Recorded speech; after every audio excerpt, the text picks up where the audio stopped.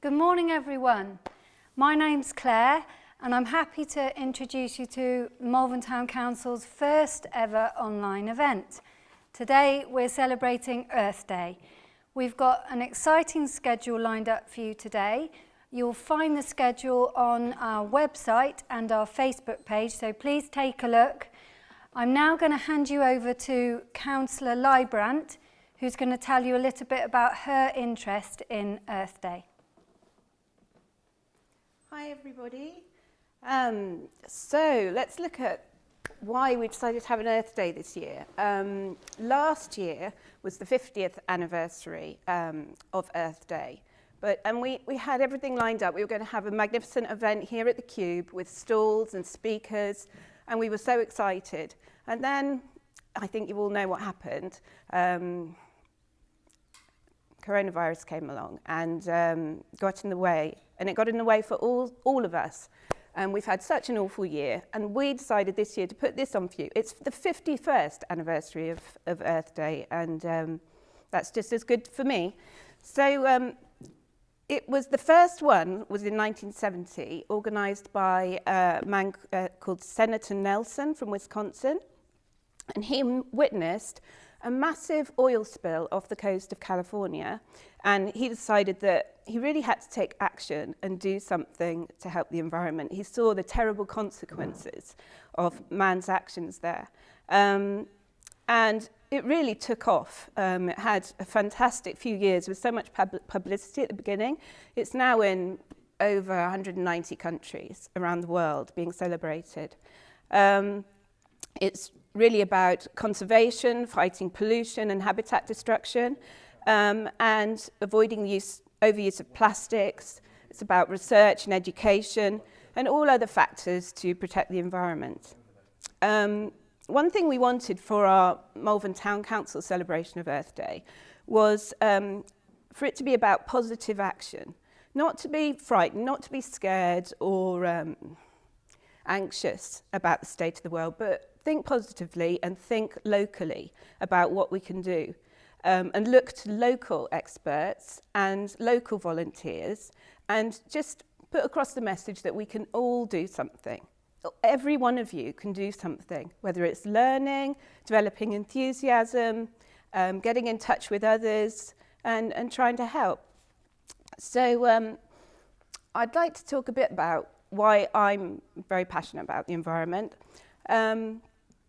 I was particularly interested in psychology and animal psychology, looking at why, how animals are similar to us, how they think, what they feel. And I studied a Masters of Science in Animal Behaviour and Welfare at Edinburgh University.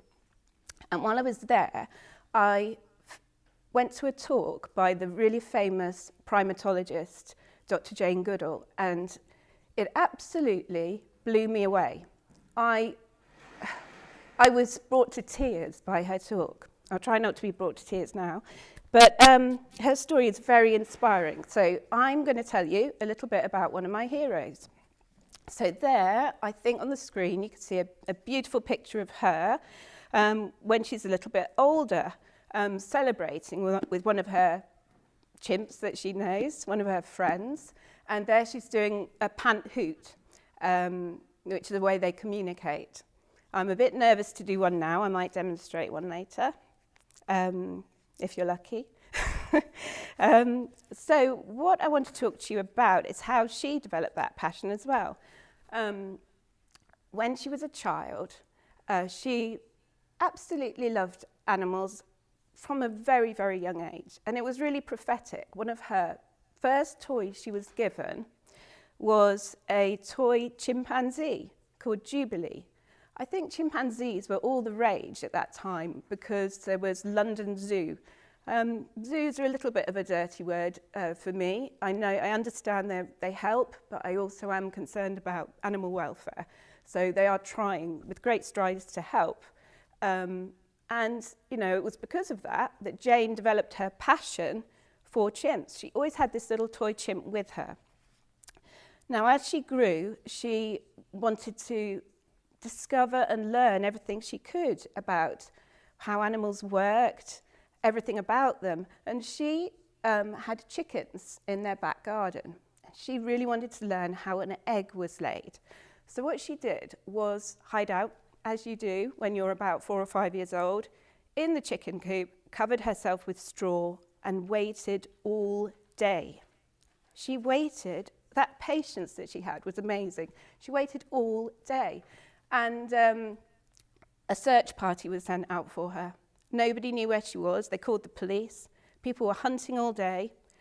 And then late that evening, she came rushing out, was covered in straw, saying, "Mummy, Mummy, I have seen an egg being laid. I know how it happens now."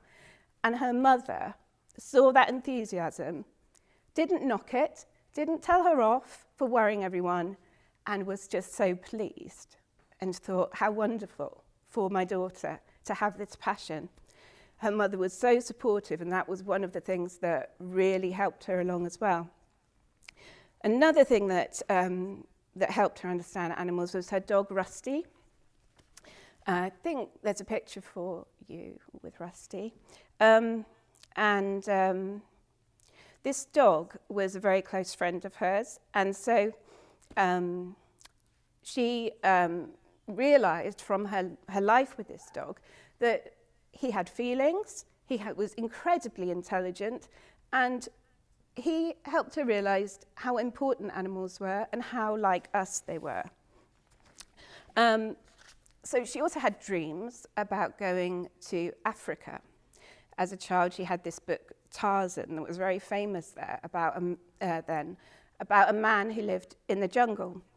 And he grew up with animals, and he used to swing through the trees, and he was a friend to chimpanzees and snakes and all the animals of the jungle. And he had a friend called Jane. And, well, she wanted to go and live in the jungle with Tarzan. And quite amazingly, for a young girl in the 1950s, I think it was then, she was born in the 30s, she decided to live that dream. She managed to have contacts out in Kenya who had a farm. I think this was via a childhood friend.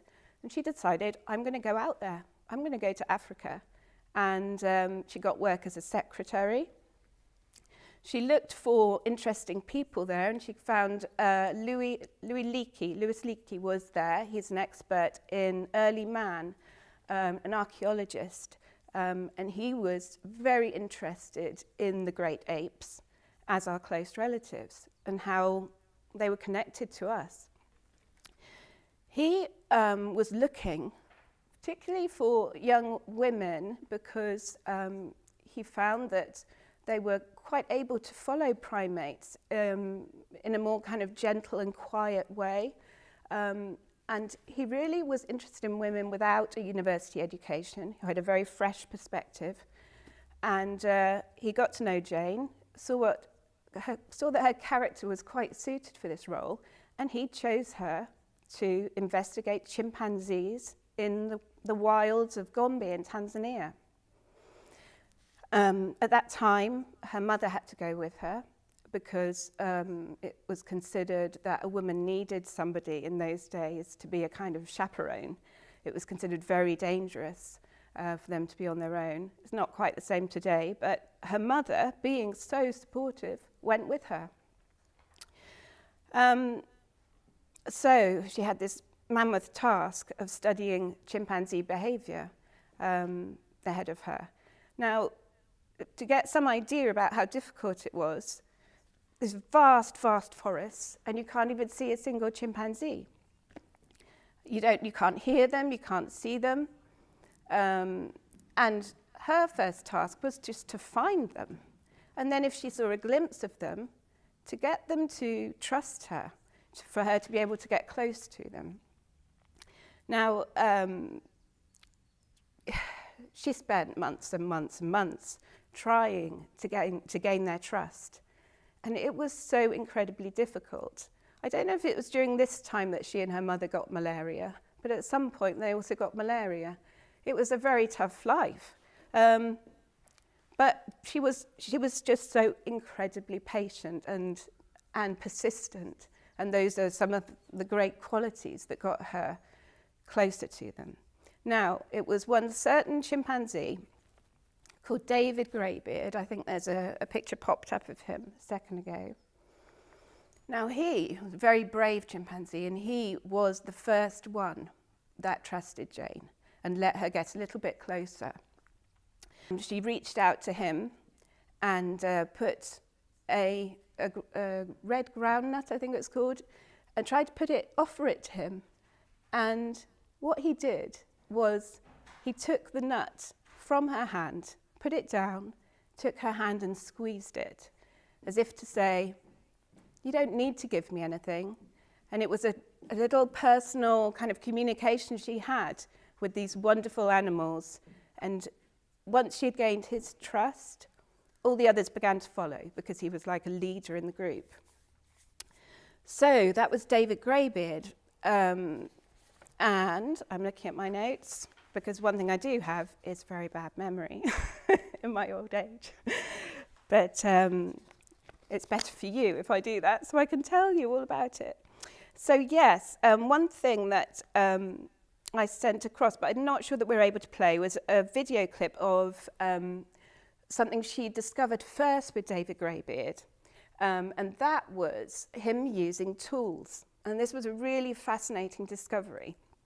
Before this had been witnessed in chimpanzees, they thought that only humans created, made, and used tools to get what they needed. And she saw him choosing a certain stick, fashioning it very carefully by pulling off all the different twigs. And then he took this tool, walked very carefully and planned it to a big termite hill and pushed the stick into the termite hill, pulled it out, and it was covered in ants, in these termites. And then he ate them. Now, he was very deliberate about selecting the right sticks, creating these tools, and using them. This was considered groundbreaking. If you look up on YouTube, there is, I think it's a National Geographic clip of this discovery. And all the headlines around the world, it was considered very important. And I think there's the famous quote, we either have to redefine man or redefine animals. Everything was becoming a bit blurred because one of the definitions of how humans were different was tool use. So one of the reasons Jane is so important is because she's bridged that gap between humans and other animals. She's shown a lot of the similarities in her work with chimpanzees.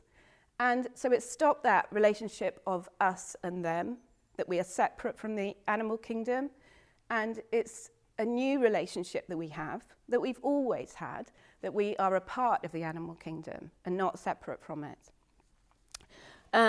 So she earned her PhD studying chimpanzees. She was very unorthodox, having not had a first degree. She called the chimpanzees by names instead of by numbers.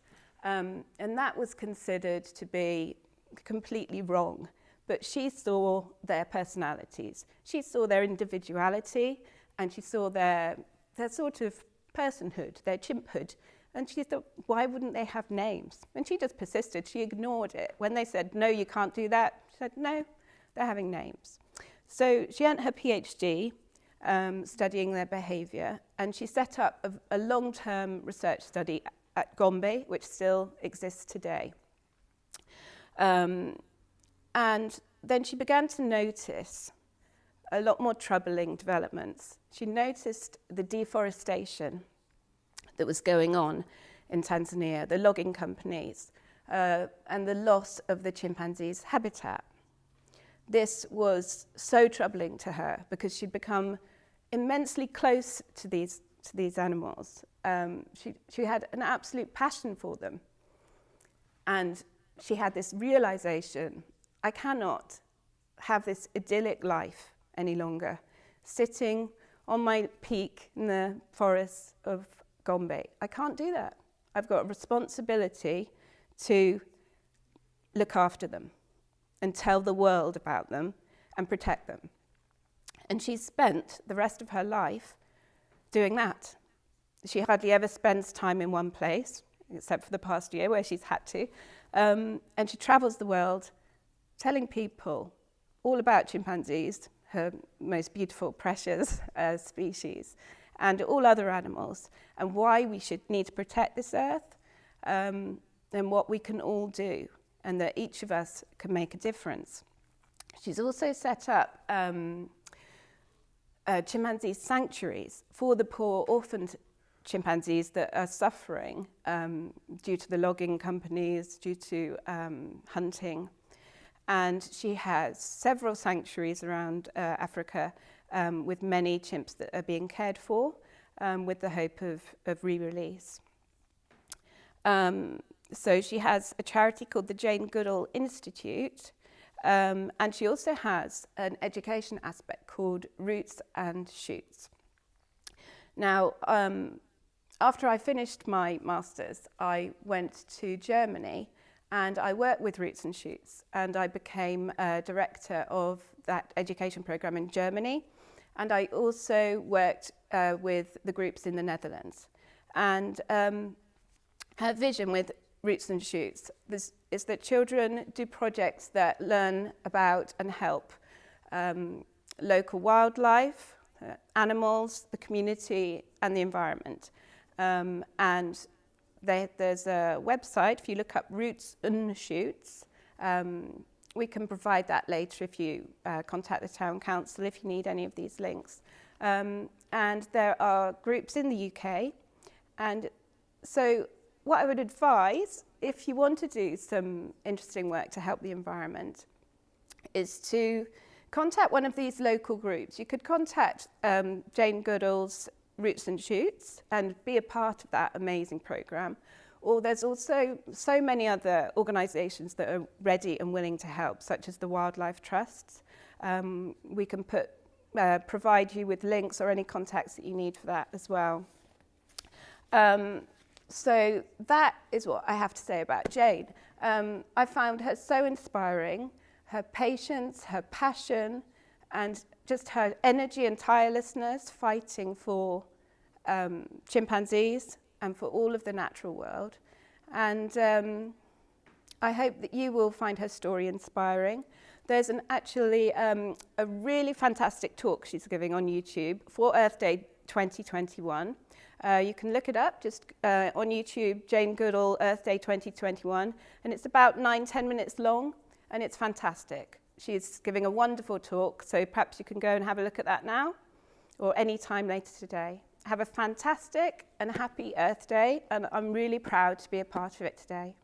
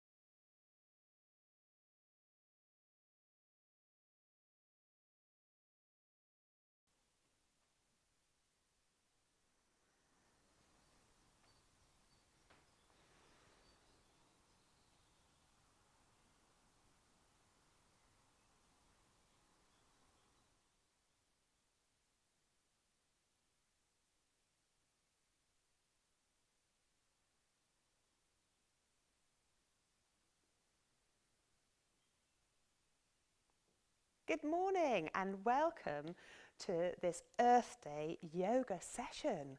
And you've joined us, hopefully, for a yoga session in Malvern, and we're really happy to welcome you here. I hope you brought your bodies with you. Thing that we can use to do anything on this earth. So you've come to join me, and I thought, well, perhaps we would go back in time, not just to yesterday, but back to the start of the universe. So I want you to take yourself really, really tiny into a really, really small ball. Can you curl yourself up really, really small, just like this? Tucking your knees under your tummy and let your bottom hit your heels and let your head touch the floor. Now you're a tiny, tiny, millions of years old rock before the earth. And you're just inside the rock and it's very dark. The earth hadn't been thought of. And gradually, as the time sped up along, that rock turns into some life inside it. And that rock, from being very still, starts to move. And inside it, it can start to feel some energy growing, but still be a rock. Now imagine that your rock is a tiny seed. Tiny seed.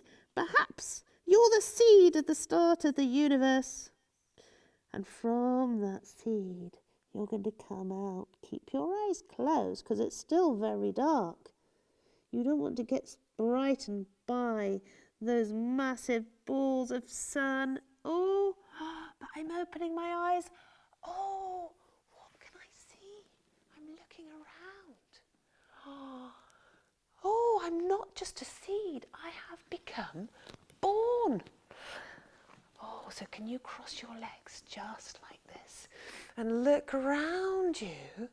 Oh, have you got two legs like me? Perhaps you've got one leg that doesn't work very well. Have you got two arms? Perhaps you have, like me, but you will have a body like this, I'm sure. You'll have a good body with a head on top. And from there, you can look around and can you see where you've landed? On this planet Earth. Oh my goodness, it's lots of beautiful things growing. You landed in a good place. You've landed in somewhere where things can grow because it's not too cold and it's not too hot and there's just enough air around. Can you hold your knees like this and breathe in the air? Oh, it feels very fresh. Breathe in and let the air go. Breathe in the air and let the air go. And stretch your arms up tall into the sky.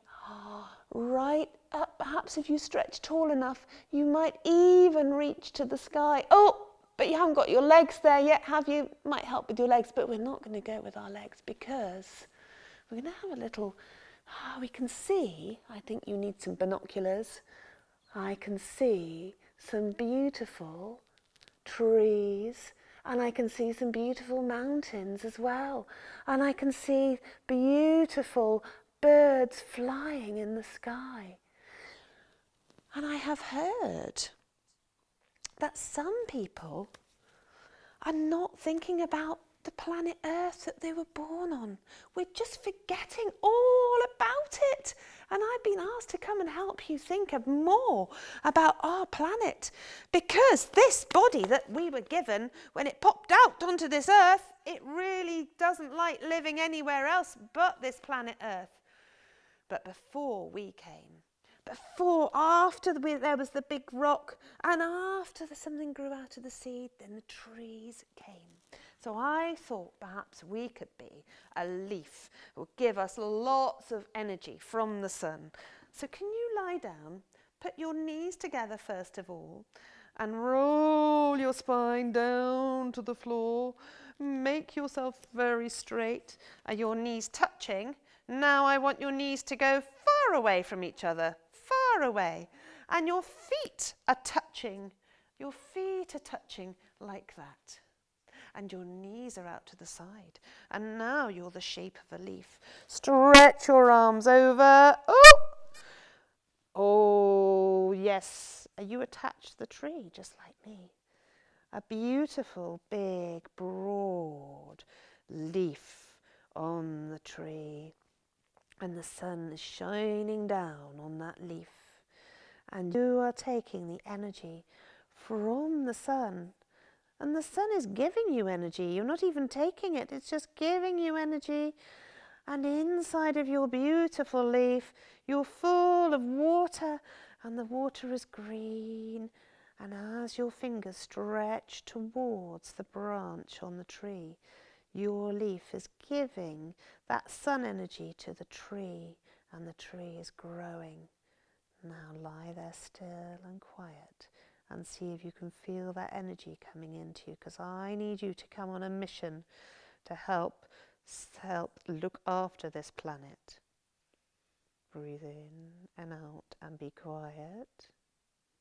I've never heard the leaves speaking, but perhaps you can hear them rustling in the wind.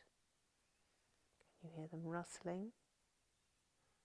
Oh, now I think we're ready. Have you got your energy? Have you built up? So, stretch yourself up, stretch yourself up, stretch yourself up really tall, because we need to go on a mission up that tall, tall mountain. Perhaps you've got a mountain near you, just like us in Malvern. We've got the beautiful hills and the water comes rushing down the hills. And I need you to come and help me to go and look after that mountain and all the things that are on the mountain. So, have you got your legs? Great. So we need to practice and get our legs strong. So first of all, we're going to do some bouncing. Are you ready? 1, 2, 3, 4, 5, 6, 7, 8, 9, 10. I think we need to blast off high. Okay, so let's do some. Ready, let's do some hump jumping now. 1, 2, 3, 4, 5, 6, 7, 8, 9, 10. Oh, I think you're feeling stronger already. I think we need to stretch up our legs. 1. And stretch each one up. That's it. You're managing. Tall, strong legs. Tall, strong spine. Are you ready? Oh, yes, I think you are. Oh, I think you might need to do a few more jumps. Are you ready? You're going to bend your knees right down this time. Right down and jump up. And down you come and jump up. And down and jump up. And one more. And up. Are we ready? So, and you stretch your arms down. And now I think you can be a mountain, just like the mountains on the planet Earth, just like the mountains on all of the planets. Stretch your arms down beside your body, lift your chest and lift up to the top of your head. Can you feel yourself firm? Looking out from the top of your mountain. Now we need warriors to protect our earth. So bend your knees, jump your legs wide, and then turn and come down. Strong, strong warriors. Come up, turn, and turn to the other side. Bend your knees. One leg is bent and the other leg is straight. Come up, turn. Oh, now there are other types of warriors that you can be. Stretch your feet together. So we can be always being strong warriors. Now sometimes the warriors are looking from the side and sometimes they're going straight into battle.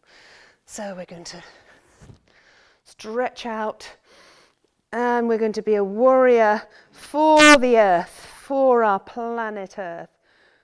Lift up your chest, bend your knee down and stretch back into the leg. Strong warriors. Come up, turn, and the other side. Stretch up. We've got a mission to do. Breathe in and breathe out. Strong warriors. Come up, turn, and jump your feet together. Oh, brilliant. Now there's one more warrior that we need to do.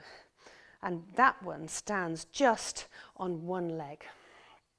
So we're going to be standing on one leg. So let's have a look. Stretching ourselves. And stretch our arms forward. Are you wobbling? Oh, it's quite hard being a warrior. It's quite difficult to be a warrior, isn't it? Goodness me, I think perhaps we need to practice standing on one leg before we become a warrior, because we don't want to take this battle of looking after the planet Earth without the strength. We need to be strong. Okay, so let's practice standing onto one leg. You're going to stand onto your left leg and you're going to walk up your right foot. Up it comes like a monkey coming up the tree. Up it comes. Oh, where's it landed? We're in the tree. It's landed in the tree. And the tree is really tall. Are you making a tree pose like me? Stretch your arms out to the side. Turn your hands up. And stretch your fingers up.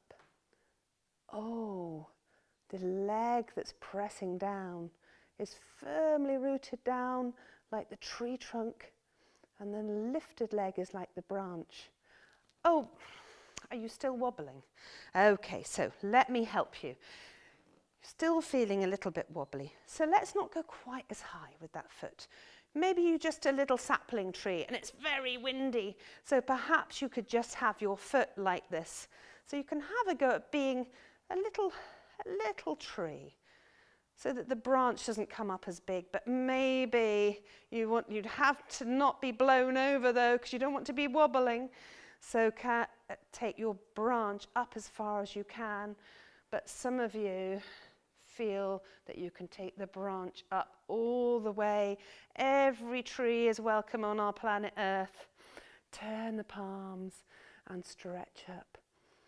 I wonder whether you're an oak tree or a beech tree or a sycamore tree or an ash tree. Stretching up into the top of your tree. Perhaps you're looking out. Perhaps your tree has got a tree house in. My tree has got a bird in it. It's got an eagle, and the eagle is doing this.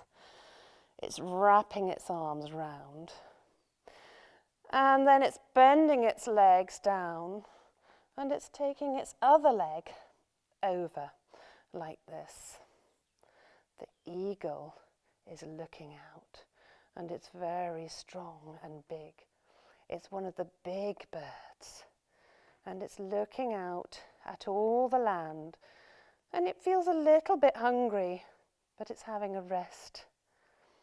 But the eagle is going to fly.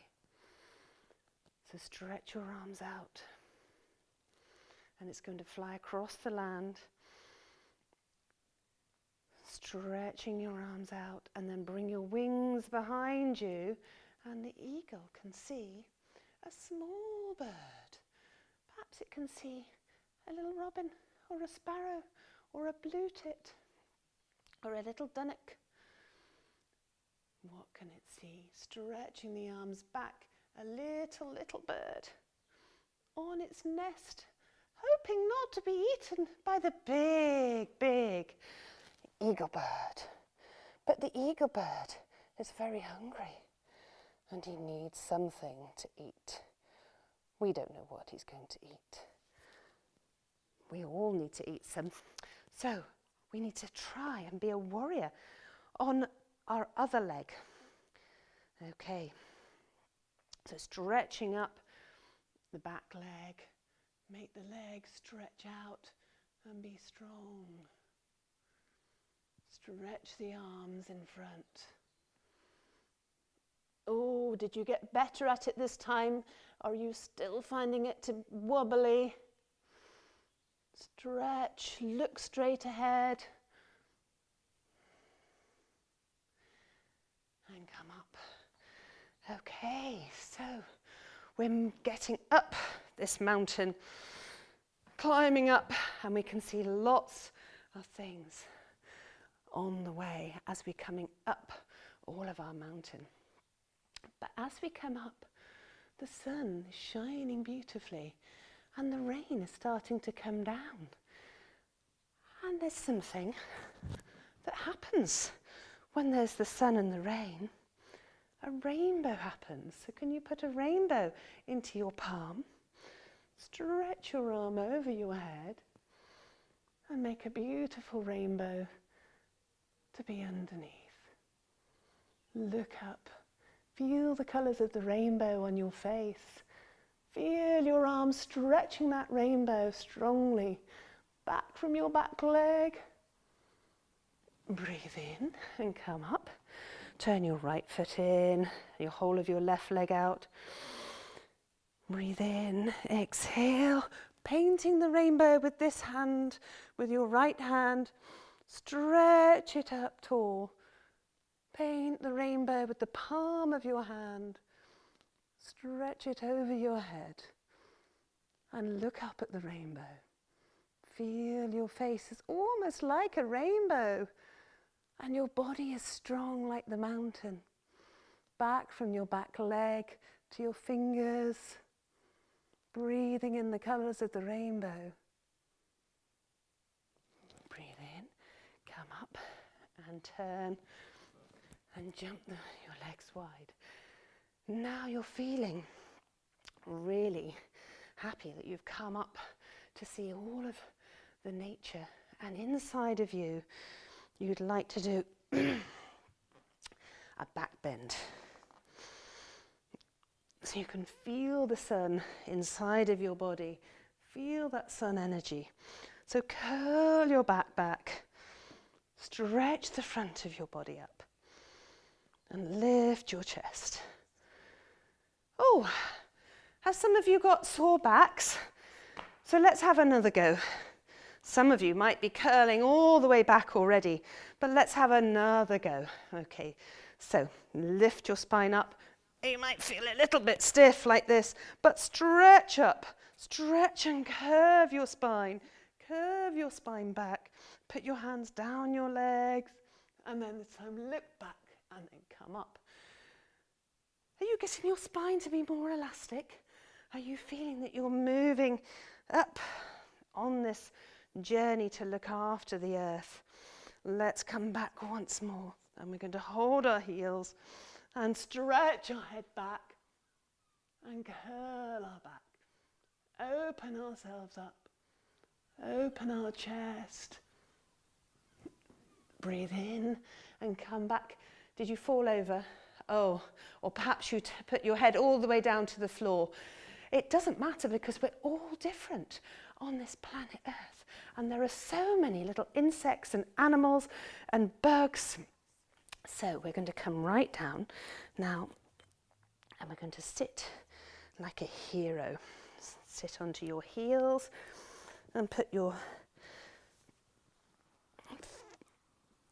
down, sitting with the knees together, and rest yourself down.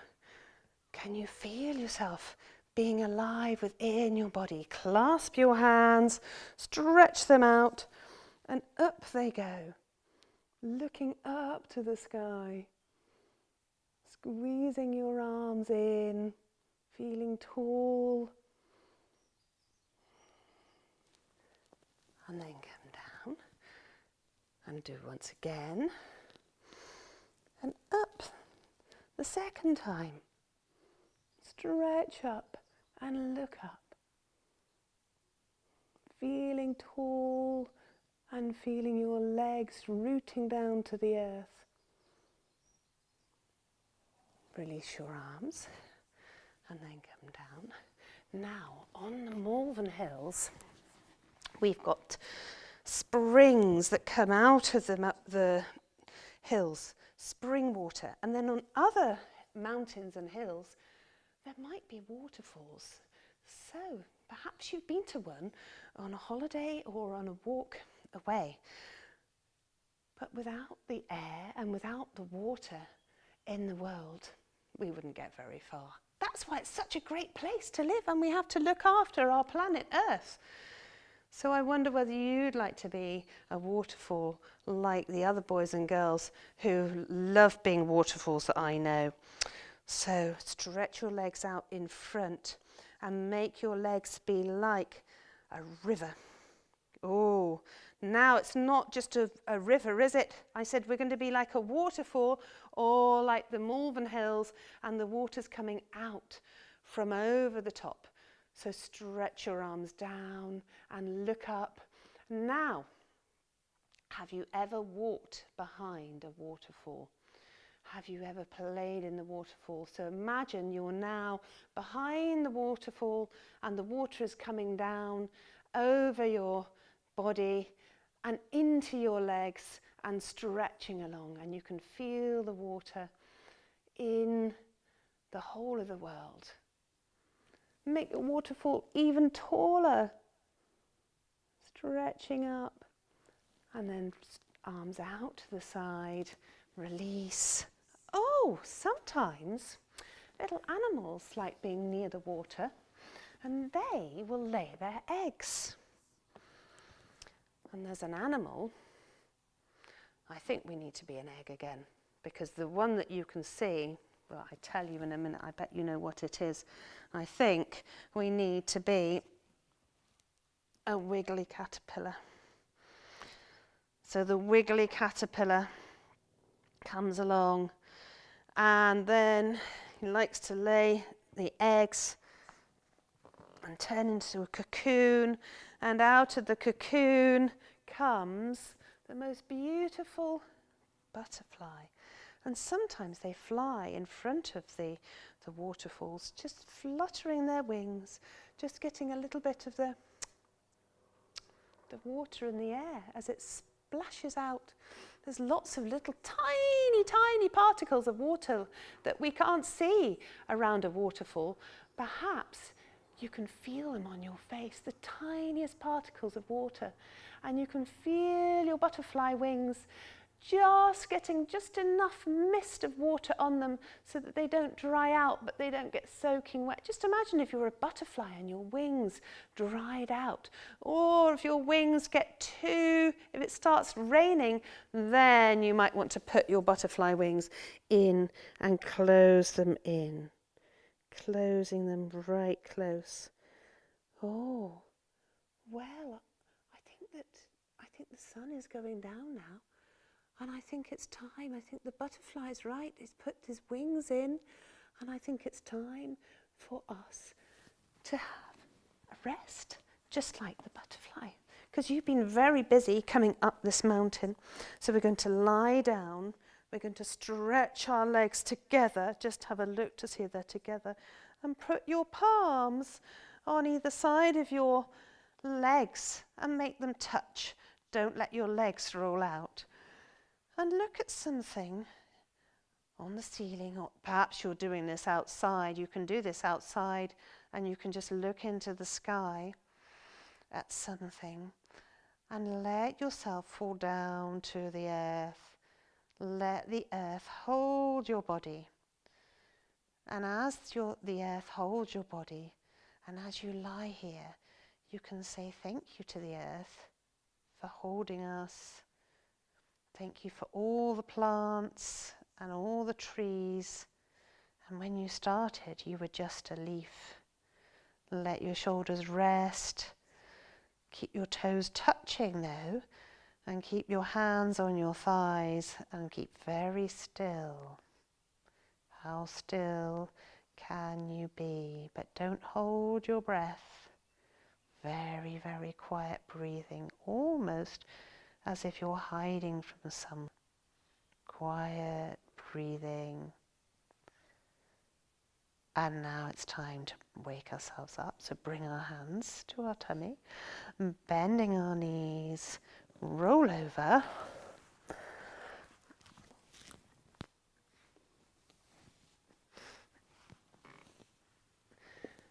And as we sit with our legs crossed, can you put your hands in a cup shape like that? And I want you to imagine that you are no longer sitting on the earth. You are holding the earth in your hands. And that you are no longer really this person that's holding the earth. You're just looking at the earth. But you think it would be quite a nice place to live. It looks very, very good. It looks very green and lots of sea and plenty of food. And there seem to be lots of people having fun and making friends and being kind and loving. Oh, but there are some people that aren't looking after the earth. So I think we need you to come and be on planet Earth. And can you practice your yoga and remember that we're here because the earth is just right for us. So bring your hands together, and if you want to close your eyes, you can do, or you can keep your eyes open and feel whether you feel just right inside or a little bit not quite right. And can you feel what the planet Earth gives you that is good? Breathing from the air and water and that energy inside of you. Okay, thank you for joining our Earth Day Yoga.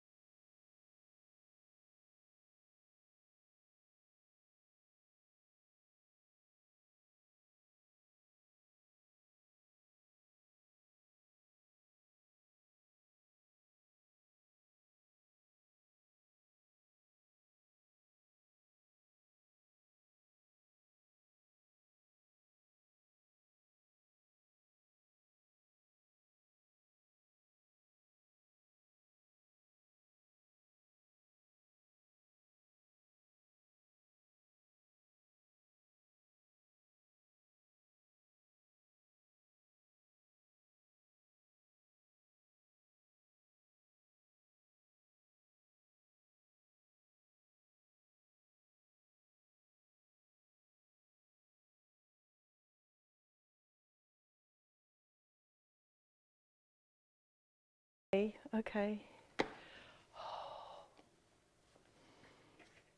Oh, hello everybody. Thank you for coming to the Bugs and Bees.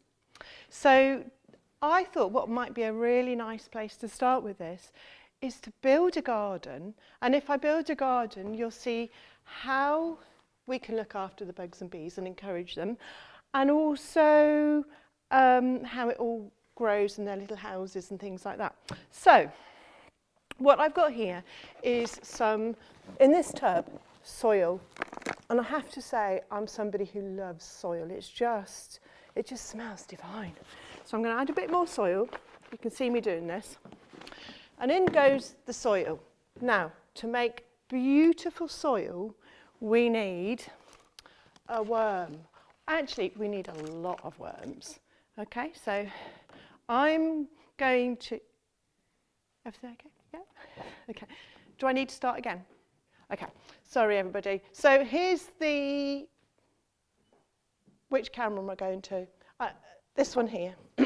I have to say, I'm really sorry. It's my first day of doing this on Zoom. So this is a really extraordinary long worm. Can you see how long this worm is? And my little hand trowel there. Absolutely brilliant. If you have worms this big in your garden, you know your garden's coming on really well. But this big worm lives right down the bottom, in sort of that far down in the earth, okay, or deeper. So we also need some worms about this big, and they'll go like this. Then we need some little worms that go on the top. We love a worm. If you have good soil, what you will have then are good plants. If you have good plants, you will have lovely insects and lots of food. Right, now, here we go. We're going to build a garden because that's probably the best thing to do here. So here you go. Here's your plot of land. And we'll put the lawn in because most people have got a bit of a lawn. So I'm going to put my lawn on there. Now, what happens is sometimes people have a fence that goes around their garden like this. And if your fence goes around the garden like that, we aren't going to be able to get little bugs to go through here, hedgehogs, anything. Idea. Here's an idea. If you have a hedge like that, pretend this is a wooden hedge, please. I know your fence, isn't it? That's a better word, a fence. So I'm just going to throw that away. It's a nuisance. We've got a wooden fence. If we cut a little triangle in there like that, can you see? Little tiny creatures can grow through there. Now, you might be not very popular if you do that at home. So there are other ways around it. What we can do is this. Sometimes, instead of building a fence, you can put in a hedge. Right? We're just going to put this hedge. They are all ceiling pots. I know you can see that, but we'll just pretend that I've planted them because I know you're good at that sort of thing. Here we go. In it goes. In goes our hedge. Now, a hedge can be made of any plants that you like. They can be as little as this. They can be this high, or they can be over the height of your head. But what we do know is, if we've got a hedge, we can go through it, can't we? And we can hide in it, which is great. So, back goes the lawn. I think I might put a bit more, back goes the lawn in a minute. Little bugs need places to hide. Okay, so I'm just going to put this in there, like that. We were talking about this over here. To compensate also for a fence, what we could do is plant some plants that climb up the fence. Now I've got ivy here, because the other plants like roses and clematis and things like that aren't in leaf yet, and they'll be harder to see. When you've got a little place like that, you might find in the winter when it's cold, the butterfly will be nicely hiding in there. It's absolutely magical. So here we go. We've got all this here. We're going to just put some plants in, and I'm going to explain to you. If you put the plants in and they are the same type of flower, here we go. Just put these in here and they're the same flowers. I'll put this one over here. Ooh. Over here, and this one over here. Okay, we've got all that in there. What happens is, when the bees come along and they need to feed, if I put that one there and this one over here, right? Just an example, and I'm just going to get for you a jar. Here we go. Here we go, here we go. You've got to have lots of bugs, haven't you? Here we go.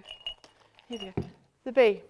Bumblebee. I had a beautiful bumblebee to bring you. It was an artificial one, a woolly one, and my dog ate it last night. So, bee comes along, has a little feed, like that. Where's the next one? It's over here. And every time they have to do that, they're using more energy. So, if I plant this one next to this one, this bee can spend its time all in there like that.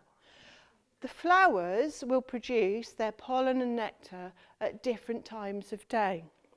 So, for example, here's one of my favourite flowers.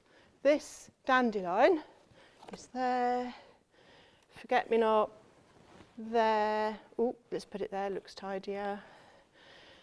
Here's my fabulous weed there, and here's an evergreen plant. Have they all come out? Oh, aren't they naughty? In it goes, back in there. Now, what you've got going on here is, oh, I've got brain freeze.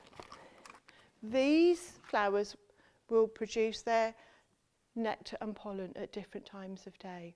Now, the nectar is the really sweet drink that flowers give to the insects. Now, they do that because they have also pollen, which is that very fine dust. It's different colours on different plants. And that very fine dust needs to go, it's an ingredient. And it needs to go from this plant, from this flower to this flower. The pollen from this one goes to this one, okay? And this one will mix that pollen and make more plants.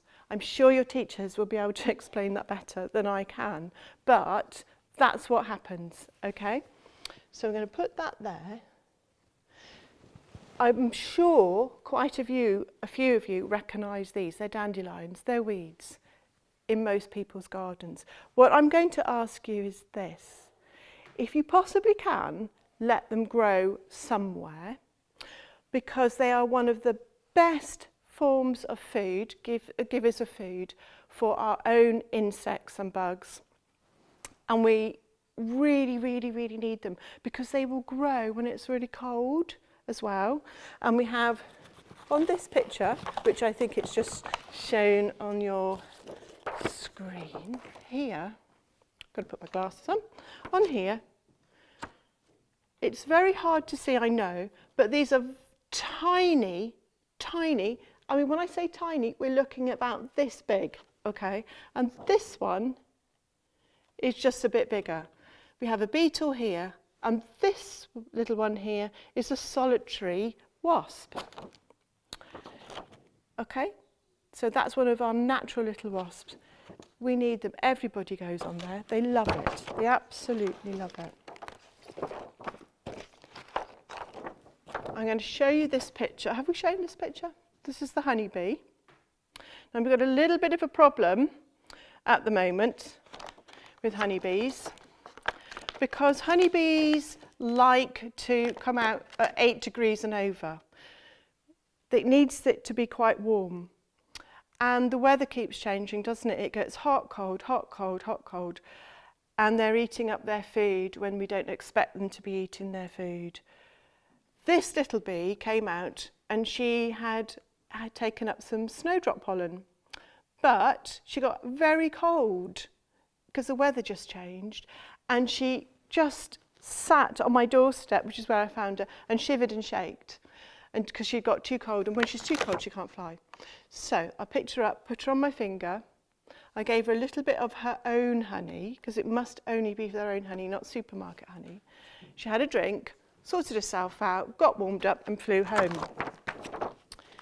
Other little bugs that this one is one of my favourite, is a fly, right? So when I see that forget-me-not, that housefly is eating some of those forget-me-nots and warming themselves up. I say it's the pollen, the nectar. We better finish our garden, hadn't we? So back goes in the lawn. There's our lawn. There. Now, doesn't half get messy in here. There we go. Let's move these, let's move these, let's move these. One of the very important things that bugs need is a drink of water. And we tend to forget that because they're so little, aren't they? And they don't talk. They talk, but we can't understand what they're saying because they talk so quietly. So I'm going to make a little watering station for the bees and the bugs. If you can't make a garden, this is really, really vital. They all need to drink water. So, very quickly, here we go. I've got an old frying pan. This will work. It's absolutely tiny. You can put them anywhere. It's an old painting dish, a little palette. So, can we see this over here? Yep. I've got an old frying pan. It was driving me nuts. It's no good for me. I am going to do this. Here's a string. I'm just going to tie it on so it doesn't fall off. Thank you for bearing with me. I think I get a bit shy on the television. Never mind. I'm sure you'll put me right. You'll have some questions for me a bit later. I'm going to cut that string off because it's just untidy. I use string. It's jute. It'll decompost in the garden. I don't use anything plastic. So I've got this. Right, in it goes. And then I think, do you know what? That's a nice little area. I'm going to put a little log pile. In it goes, in it goes. I'm sure you're all going to do this better than... Look at that, a compostable fork. That can go in there. It's a knife, it's a knife. You're probably all telling me that, aren't you? Now, when we put the water in, here we go, here we go. We have a little problemo because bugs can't swim very well.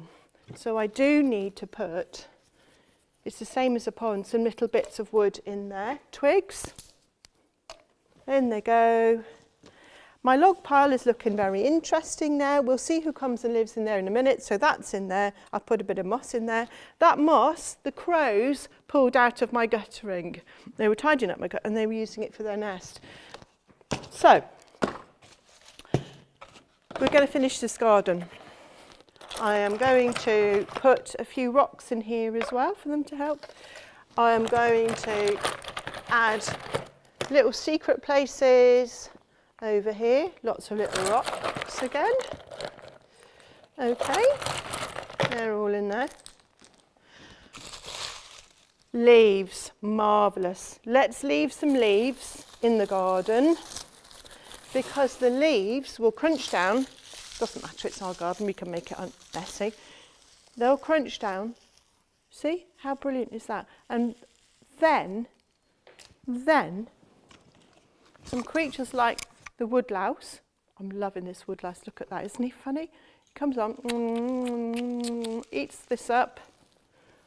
We'll put the woodlouse in there, and then it will make, eventually in time, more soil. More soil means more plants, more fruit and vegetables.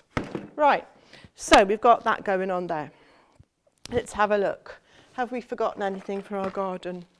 All the gardens in place. So who is going to come and live here? Well, we've got the worms down there. We've got this little bee.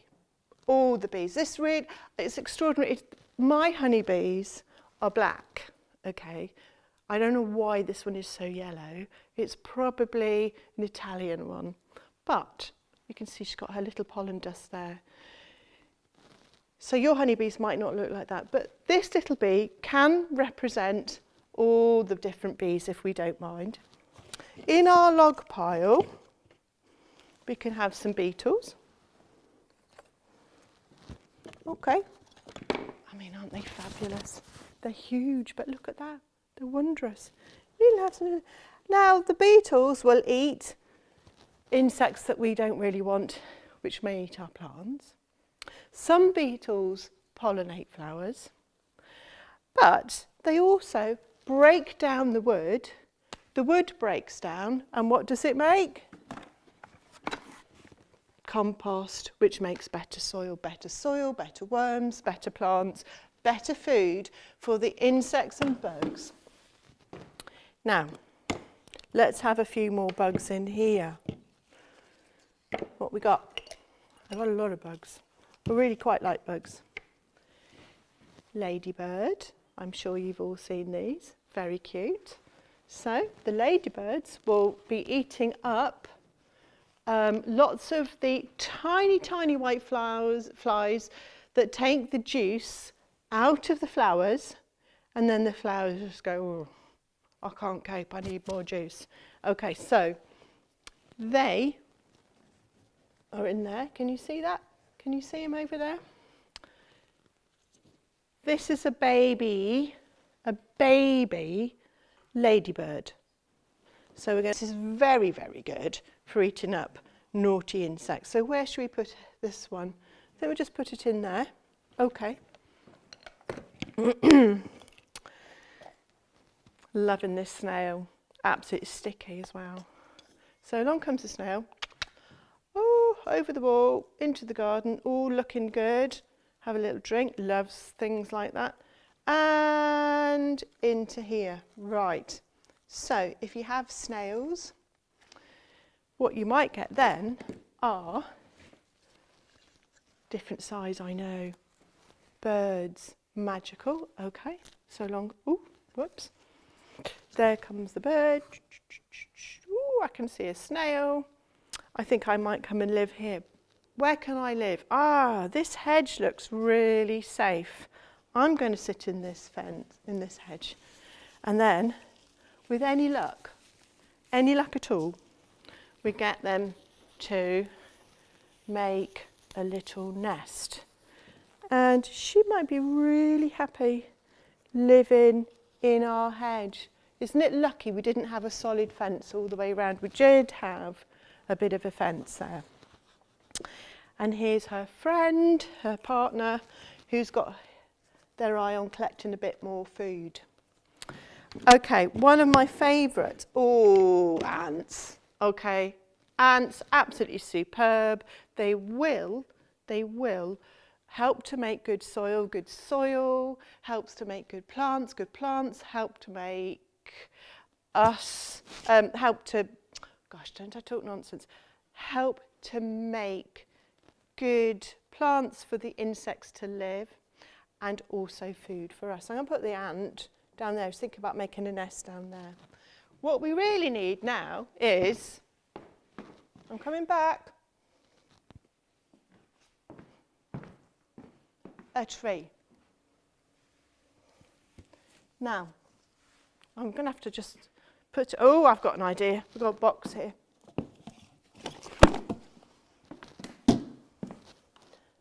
Here's the tree. Why are trees so amazing? I'm sure you already know the answers to that. Because they clean the air, they do all things like that. They create a lot of shade it's getting hot on some days. It gets unbearably hot on some days. Trees will give us a lot of shade, which helps to keep insects and bugs alive. It helps to keep us cool too, and the earth cool too.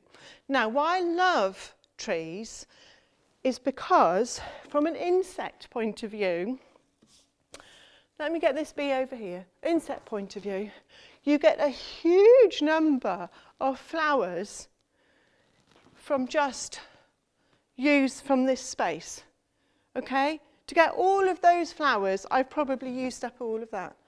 I only have, do you see? Makes a lovely umbrella of flowers. And the bee hasn't got to travel very far. Now, I had to buy my apple today.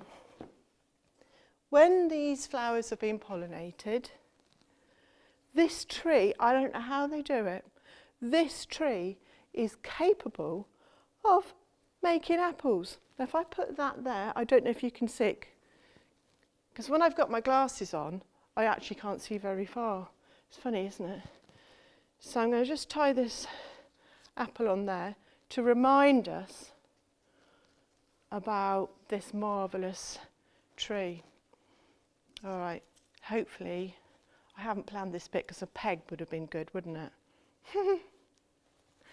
I think a spider would love to live in this.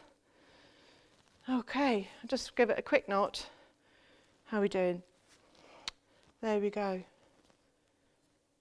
There we go. So if you can't make, just to go over one of these other things again, if you can't make a garden, right, or you're short of space and you don't have much soil, what you might like to do is this. Now, I've run out of flowers, but we'll think of something. Is I've cut a hole in this pot. Back in the soil, love a bit of soil. If I don't have much flower bed, I can poke a hole in the pot, put the soil in, and basically that will make a raised bed.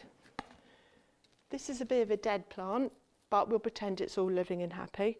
And I could even put a tree in there. It's really good. I'm now going to just chat to you about flies. Why do I absolutely love flies? I'm just going to look on my piece of paper here.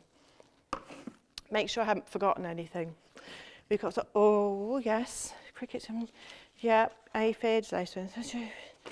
Oh, yes. So, flies are the forgotten heroes of gardens. I know. There are 17 million flies per person on the planet. So, here's our world, right? Just for me, there are 17 million what are these called? Flies. So you think about how many are in your class and then at home.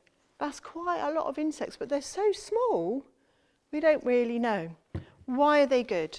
Okay, they pollinate. They love flowers. Unfortunately, they also do other things. And not all flies do the same thing. Okay, this one, this blue bottle, and I've got a lovely, lovely house fly here. I think we showed it to you a bit earlier. That one there. What, so hairy, it's funny.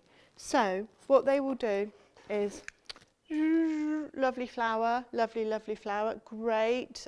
Uh-oh, there's a bit of dog poo in the garden. Munch, munch, munch, munch, munch. Pick up your dog poo. Ooh, there's Kim's sandwiches.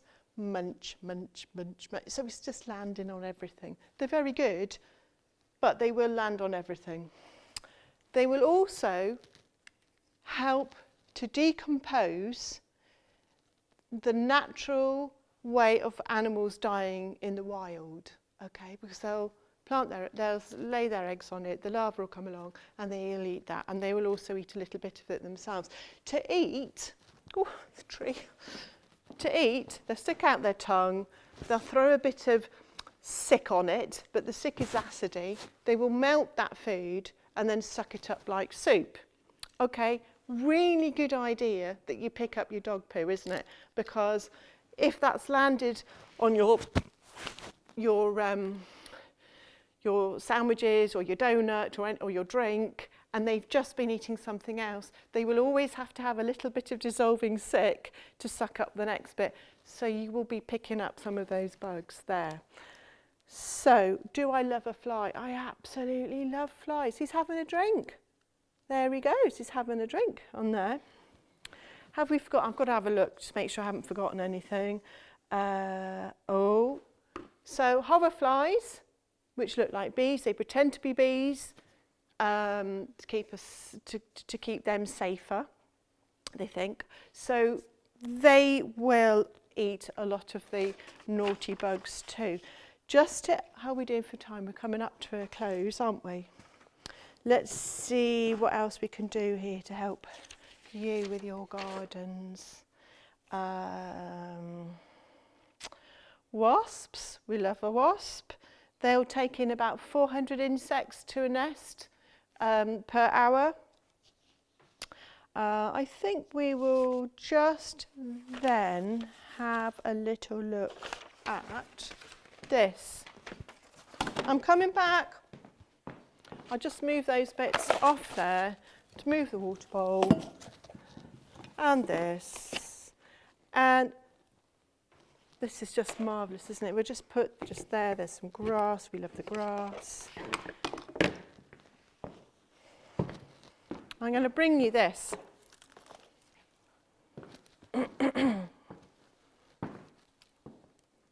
On here.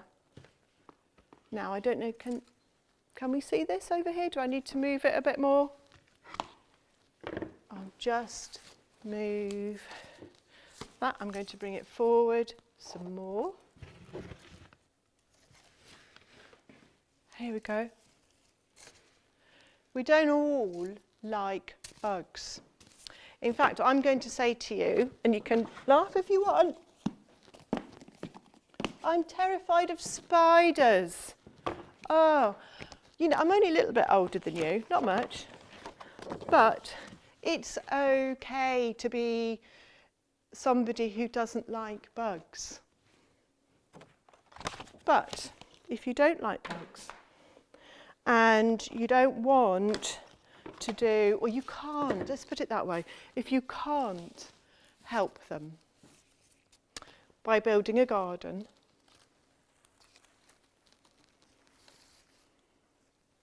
all I'm going to ask you is this. Ooh, we've got a twist. Just bear with me. Bear with me. You'd probably be better at doing this than I would. I am. There we go. I don't know if you can see that. Again, this would be a good day for a peg, wouldn't it? Hey? There we go. There we go. If you are unable or you don't like them enough, you don't want to, that's fine. It's absolutely fine to be yourself. You might prefer a different creature, right? Please just be kind to them. Don't squash them. Please try not to use a weed killer, because even those weed killers that kill weeds in the path that are kind to cats and dogs and birds, they still kill the insects. Nobody mentions that. I think we're about done. Always add a grasshopper. By the way, the trees, like birch trees, which you'll see on the Malvern Hills, a lot, the wild ones. I plant smaller ones in my garden. This is the thing about trees. You can get any size of tree. So I could have an apple tree which is really tiny, I say tiny, about this big, dwarf, or you can have them, I don't know, 40 feet, which I don't know what that is in the other way around, but say 4 meters or 2 meters, you can plant any kind of tree that you fancy near enough if you get the right kind of root stock. And there's a label which I think has come off this tree, which explains when you're in the shop how tall the tree will grow in the end. If you need more room at the bottom of the tree, okay, if you need more room at the bottom of the tree, you can cut these bits off and plant flowers underneath. So I'm going to put this very tiny water bowl in there, because a very tiny water bowl, oh, here we go, thank you very much. A very tiny water bowl is as good as a big one. Just tuck it in somewhere.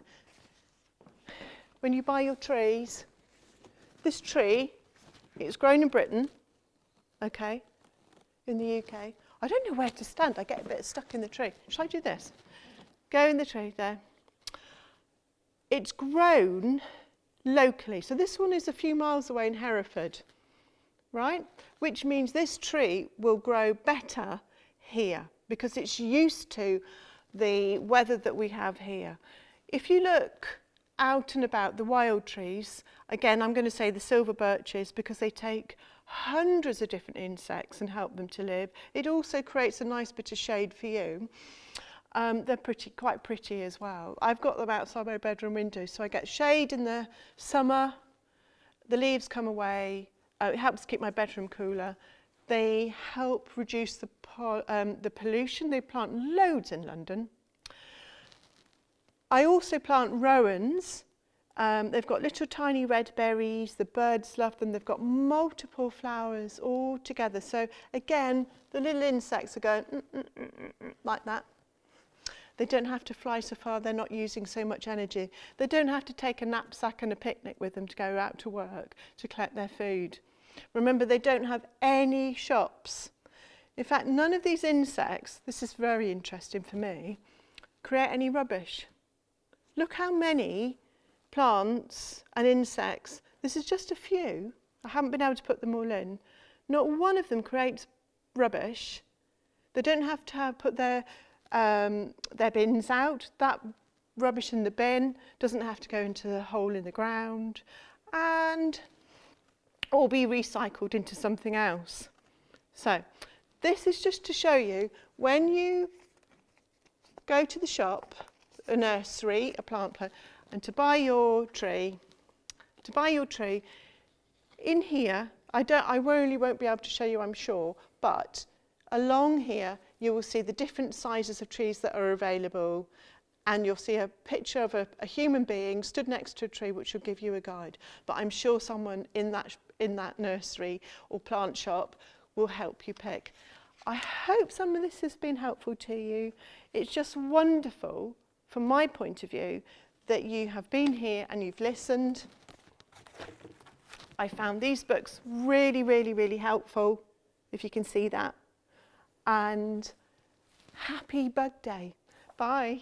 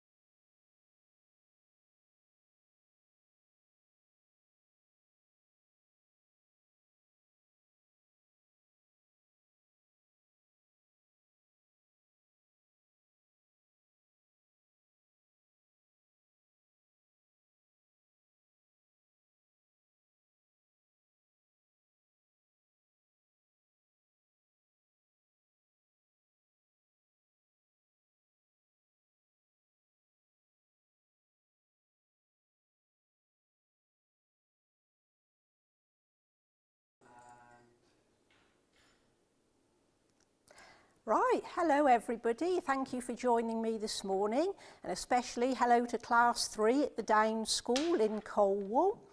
My name's Michelle and I work for 7 Waste Services. So if we could have the first slide, thank you, Martin. Wonderful. And the next one, if we may. Thank you.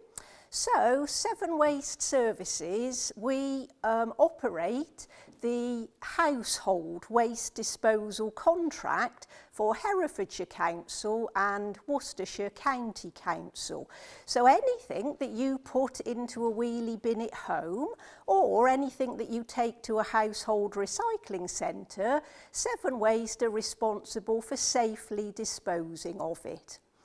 So we really do see your waste as a valuable resource, and we try to get as much as possible from it before it's finally safely disposed of. So, excuse me, sorry, have we lost the slide? Thank you. So the client and ourselves, we're trying to promote what we call a circular economy. So that's one where you take the natural resource from the ground, you make it into an object, the consumer uses that object, but then we encourage reuse, repair or recycle so that that object can be made into something else rather than being disposed of. Thank you, Martin. So when we're disposing of your household waste, we have to follow what it says in that upside down blue triangle. It's known as the waste hierarchy. And what it does, it tells us the best ways to dispose of your waste, but being friendly and kind to the environment at the same time. So you might have heard the 3 R's: reduce, reuse and recycle. So that's what we want people to try to do with their waste. So first and foremost, we want you to try to reduce how much waste you actually make. And there's a few ways I can quickly tell you that we can do that. First of all, maybe you could try to buy products that don't come with all the packaging. So for example, try to buy loose fruit and veg rather than pre-packed, and then you don't have all the wrapping to dispose of when you get home. If you've maybe got a compost heap in your garden, certain food waste can go in there instead of into the black bin. So there are a few ways that you can lower the amount of waste that you create. The second R then is reuse. So sadly, we have become a throwaway society, throwing things away when we've had enough of them. But reuse is about thinking how you can let other people use something that you no longer want. Possibly you could donate clothes to a charity shop. You could try selling things on eBay or doing a car boot sale. So, you know, it gives your item that you no longer want another lease of life. And just quickly in there, I am going to add repair as well as reuse, because I know that Malvern do have a repair cafe where you can take items that don't work anymore and volunteers will try to repair them for free. So look on the internet and find the details about where that is and how it operates. And then the final R is recycle. So as you know, certain materials can be recycled and used again by being turned into another new product. So it's about knowing what those recyclable items are and then putting them into the green wheelie bin. Despite your best efforts though with the 3 R's, there still will be certain waste that does have to go into the black bin. This is what we call residual waste. And if you live within Herefordshire and Worcestershire, all of your residual waste is taken to an energy from waste facility in Hartlebury. and it's processed here, and the energy that that process creates is converted to electricity and sold to the national grid. And then there is still roughly 10% of waste from people within Herefordshire and Worcestershire that does end up going for safe disposal at the landfill. But even when it's there, rotting away and producing methane, we capture the methane that it produces, and that's turned into electricity and sold to the national grid as well. So we really do try to get as much as we possibly can from your household waste. Thank you, Martin. So let's have a look then in particular now at what can be recycled. So in Herefordshire and Worcestershire there are only 4 materials that are allowed into your green recycling bin. They are plastic packaging, glass bottles and jars, steel and aluminium cans, and then the paper and cardboard items. So I've just got a few examples to show you here of what you can recycle. So plastic, I think, is the hardest one for people to understand. So there's a couple of things I can tell you to make it more simple. So the first thing is that we can only recycle plastic packaging. So a plastic knife and spoon, for example, wouldn't be able to be recycled because it isn't packaging. So that's the first thing to remember. The second thing is that that plastic packaging then has to be either a bottle, a pot, a tray or a tub. And we can recycle any plastic packaging that's a bottle, a pot, a tray or a tub, so long as it isn't black. And I'll explain why a little bit later on. So any type of plastic bottle can be recycled. You just give them a little rinse out to make sure they're clean, loosely screw the lids back on, drop them into the wheelie bin. A pot of some description, they can be recycled. Trays, egg trays, meat trays, veg trays, and then some sort of tub. So creme fraiche, ice cream, butter, all of those are suitable to be recycled. So that's the plastic packaging, bottle, pot, tray or tub, so long as it isn't black. Then we move on to glass, bottles and jars. So it's predominantly food and drink glass bottles, but we can also recycle empty perfume bottles that are made of glass as well. The glass that we can't recycle would be something like window glass if you smashed one at home, light bulbs, mirrors, Pyrex bowls. All of that type of glass is classed as, I can't think of the word now. Can't think. It's a different type of glass anyway, and when it melts at much, much higher temperatures than the glass that they use to make wine bottles and jars. So it's only food and drink bottles and jars and perfume containers. Then we've got the metal cans made of steel and aluminium. So again, it's mainly food and drink cans, but you can also recycle empty aerosol sprays as well. And then the final category of material is the paper, cardboard and cartons. So the juice cartons can be recycled, tissue boxes, thick packaging cardboard, any paper or cardboard item as well as cartons. So they are the only 4 materials that are allowed into your recycling bin.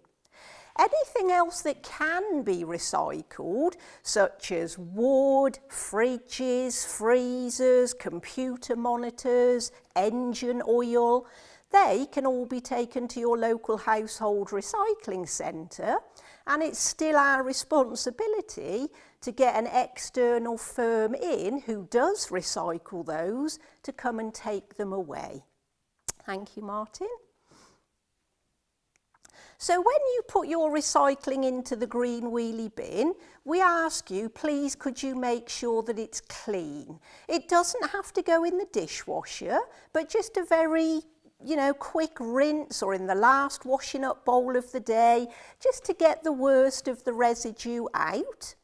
And then leave it to dry. And that's just so that the paper you might have in your wheelie bin doesn't get wet as well.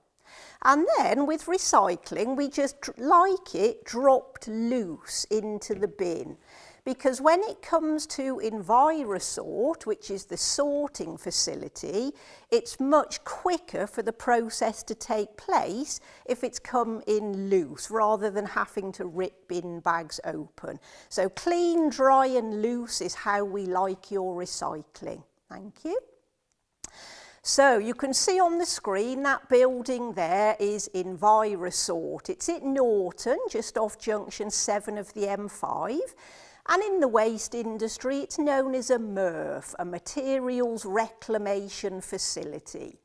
So dustbin lorries bring your recyclable items to EnviroSort, and then at that facility, all we do is separate the materials back into their individual states. So we make big bales of plastic, paper, cans, and then the glass is stored in a skip.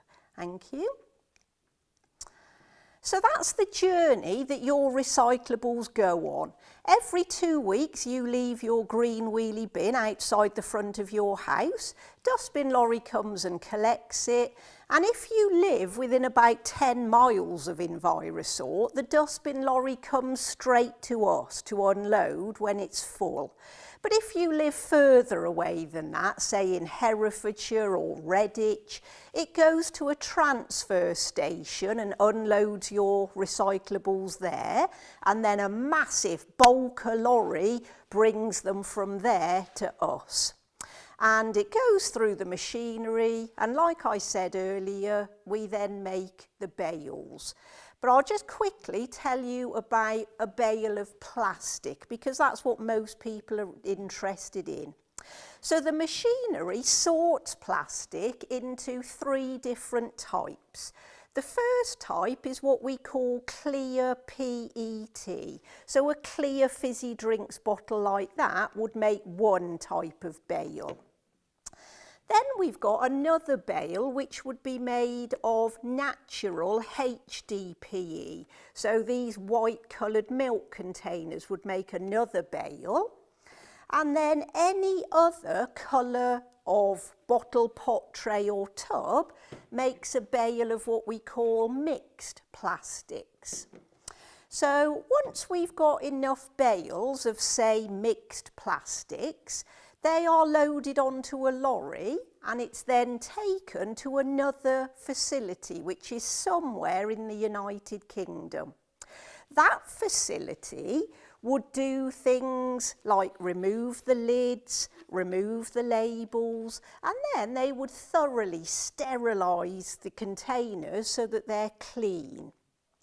And then what they do with it is they shred it to make tiny little flakes of plastic, or they turn it into little pellets like a little Tic Tac sweet. So if you can see these pellets, flakes in this bag of mixed plastic here, that would be the end result from the factory that we send it to, somewhere in the United Kingdom. And then it's when it's at this stage in flake or pellet form that it's then sold to overseas companies who then melt it down and remould it into another new product. So that's what happens with the plastic. And the same would be similar with all the other items. They'd go to different factories within the UK to be processed into a new product. Thank you. So on the screen now, you've just got a very few examples of what your recyclable material can be turned into. Paper can be recycled within a week and back for sale as another new item. But it's the weakest material. Every time you recycle it, the fibres get weaker and weaker as well. So it can't be recycled more than about 6 or 7 times. We wouldn't know that though when it comes to Envirosort. It would be the paper mills that would work that out. But you can see it can be turned into newspapers, tissue, toilet roll, and so on. Plastics, they take about a month to be reprocessed into another new product. They could be made into more bottles, pots, trays and tubs. They might make garden furniture. Fleece clothing has loads of plastic in it, so it could be made into a material. Tins and cans and glass, they're the strongest materials. They never ever wear down, so they can be recycled as many times as you like. So the tins and cans take the longest, about 6 weeks. And they could be made into more tins and cans and refilled with food and drink. They might make paper clips. They might make the hull of a boat. So loads of different things that they can be turned into. And then finally you've got the glass items. And like paper, they're quite quick to turn into a new product, roughly a week. So again, it could be made into more bottles and jars and refilled. It might be turned into fiberglass, which is used as loft insulation to keep your house warm. It could be in kitchen surfaces. If you've got flecks of colour in them, that could well be recycled glass. So loads of different things that your items can be turned into. Thank you, Martin. So I'm going to finally end just with these pictures here. I normally run visits to Envirosort, but obviously because of the lockdown, we've had to put that on hold. So I'm just going to talk through the pictures and explain to you how all of your recycling gets sorted out. So that's Envirosort in the top left picture. It's been open just over 11 years now. It operates on Monday to Friday, 6 o'clock in the morning till 11 o'clock at night. And 2 shifts of people cover those hours. So the middle picture on the top row, that's one of those great big bulker lorries from a transfer station. But those and dustbin lorries bring your recyclable material to us and they reverse into that tipping hall that you can see and they empty out their load. The last picture on the top line shows that big digger, a Cat 938, and that just scoops a load of recyclable material up and it drops it onto one of 2 conveyor belts. It just alternates so that we keep a steady flow going through the facility. So the conveyor belts merge and then they go up into a pre-sort cabin, which is the first picture on them. Now you can see that there are people working in there, and what those people do is they're looking out for rejects, which means things that you shouldn't have put into your green wheelie bin. So the most common things that we have are food, clothes, electrical items, dirty nappies, bags of dog poo. But in the past, we have had a dead 2 metre, which is about as long as this table, python snake. So anything and everything comes through Envirosort. So if those people spot something that can't be recycled, they pick it off the conveyor belt and they drop it down the chute next to them. And it's just contained in a skip, and when the skip's full, we take it to the energy from waste facility in Hartlebury and process it to make electricity.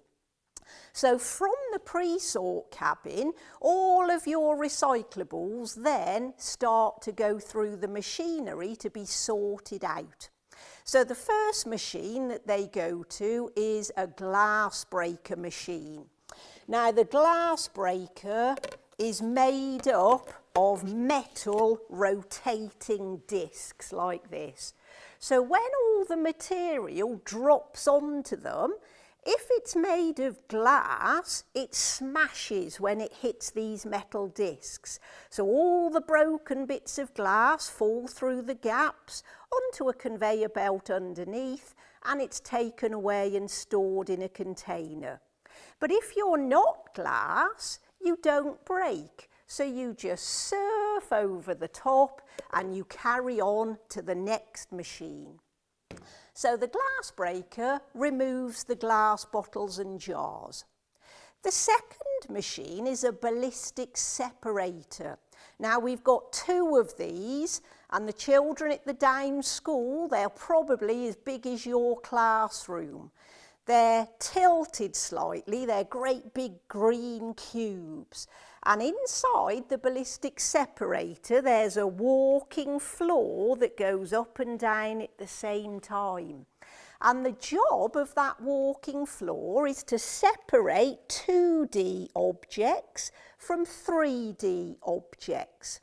Now, this is why we like you to flatten paper and cardboard and cartons. Flatten them as much as you can, so that when they land on this walking floor, they just sit there and they get carried one way, whereas all of the 3D items, when they land on this walking floor, they just bounce and roll down and get taken another way. So that's the ballistic separator, removing the card, paper and cartons. So all we've got left now is the 3D items, the plastics and the cans. So those 2 materials go to the third machine, which is a series of magnets. Now, if you are a food can, you're probably made of steel, and so you're magnetic. So when you come on the conveyor belt under the big magnetic magnet, you're attracted up like this, and it carries you along, but then it has to drop you down a chute for steel. So we've got to release the magnetic field to be able to do that. And the way that it does it, it bumps into a big negative magnet and it drops the can down the chute. But if you're a fizzy drinks can, you're not magnetic because you're made of aluminium instead of steel. So these aren't attracted by the big positive magnets, they carry on underneath them. But they then go over a series of magnets that are almost like working in reverse, and they're pushing this can away. But they're coming so fast down the conveyor belt, and this magnet's trying to push it away, that it jumps over the top and goes down the chute for aluminium. So that's how we sort the cans. So all we've got left now is the plastics, and they go through a machine called an optical sorter. So basically the optical sorter is a beam of light. So when something plastic goes underneath the beam of light, the light is refracted back up to the machine, and it says to the machine, I've hit a piece of plastic, it's one that we can recycle, so when it gets to the end of the conveyor belt, can you puff a little jet of air and blow it down the chute? And that's exactly what happens with plastics. But it would go through another 2 optical sorters just to sort it into those 3 different types that we remembered earlier. Now, this is the reason that we can't recycle black plastic, because when the optical sorter hits a piece of black plastic, it just thinks it's hit the conveyor belt. Because if you remember from the pictures, that was black as well. And it doesn't recognise that that tray is there. So what we need is for manufacturers to make black plastic a different colour, and then that could be recycled. So when the machines have separated all of the materials, they're then stored in big bunkers underneath that white porter cabin that you can see on the last picture of the middle row. And when a bunker is full, it means that you've got enough material in there to just make one bale of that material. So they empty the bunker onto a central conveyor belt, and then it goes up and drops down into the baling machine, which is the first picture on the last row. That baling machine works under enormous backwards pressure, squashing and squeezing all the material together to make a big cube, a bale, and then it wraps some wire around it as well to keep it together. And then it pushes it out of the end. And the little yellow JCB that you can see in the last picture, that then comes along and it picks the bale up, and depending on what material it's made of, it then goes and stores it in the correct place. So every single day we have about 300 tonnes of household recycling coming into Envirosort. That's, about 30 dustbin lorries full a day. And then every day, that big lorry that you saw in the last picture being loaded up with bales, we have about roughly 10 of those lorries going out a day, full of bales to another facility somewhere in the United Kingdom so that they can be reprocessed and made into another new product. Thank you, Martin. So, that has finished my whistle-stop tour of recycling for this morning.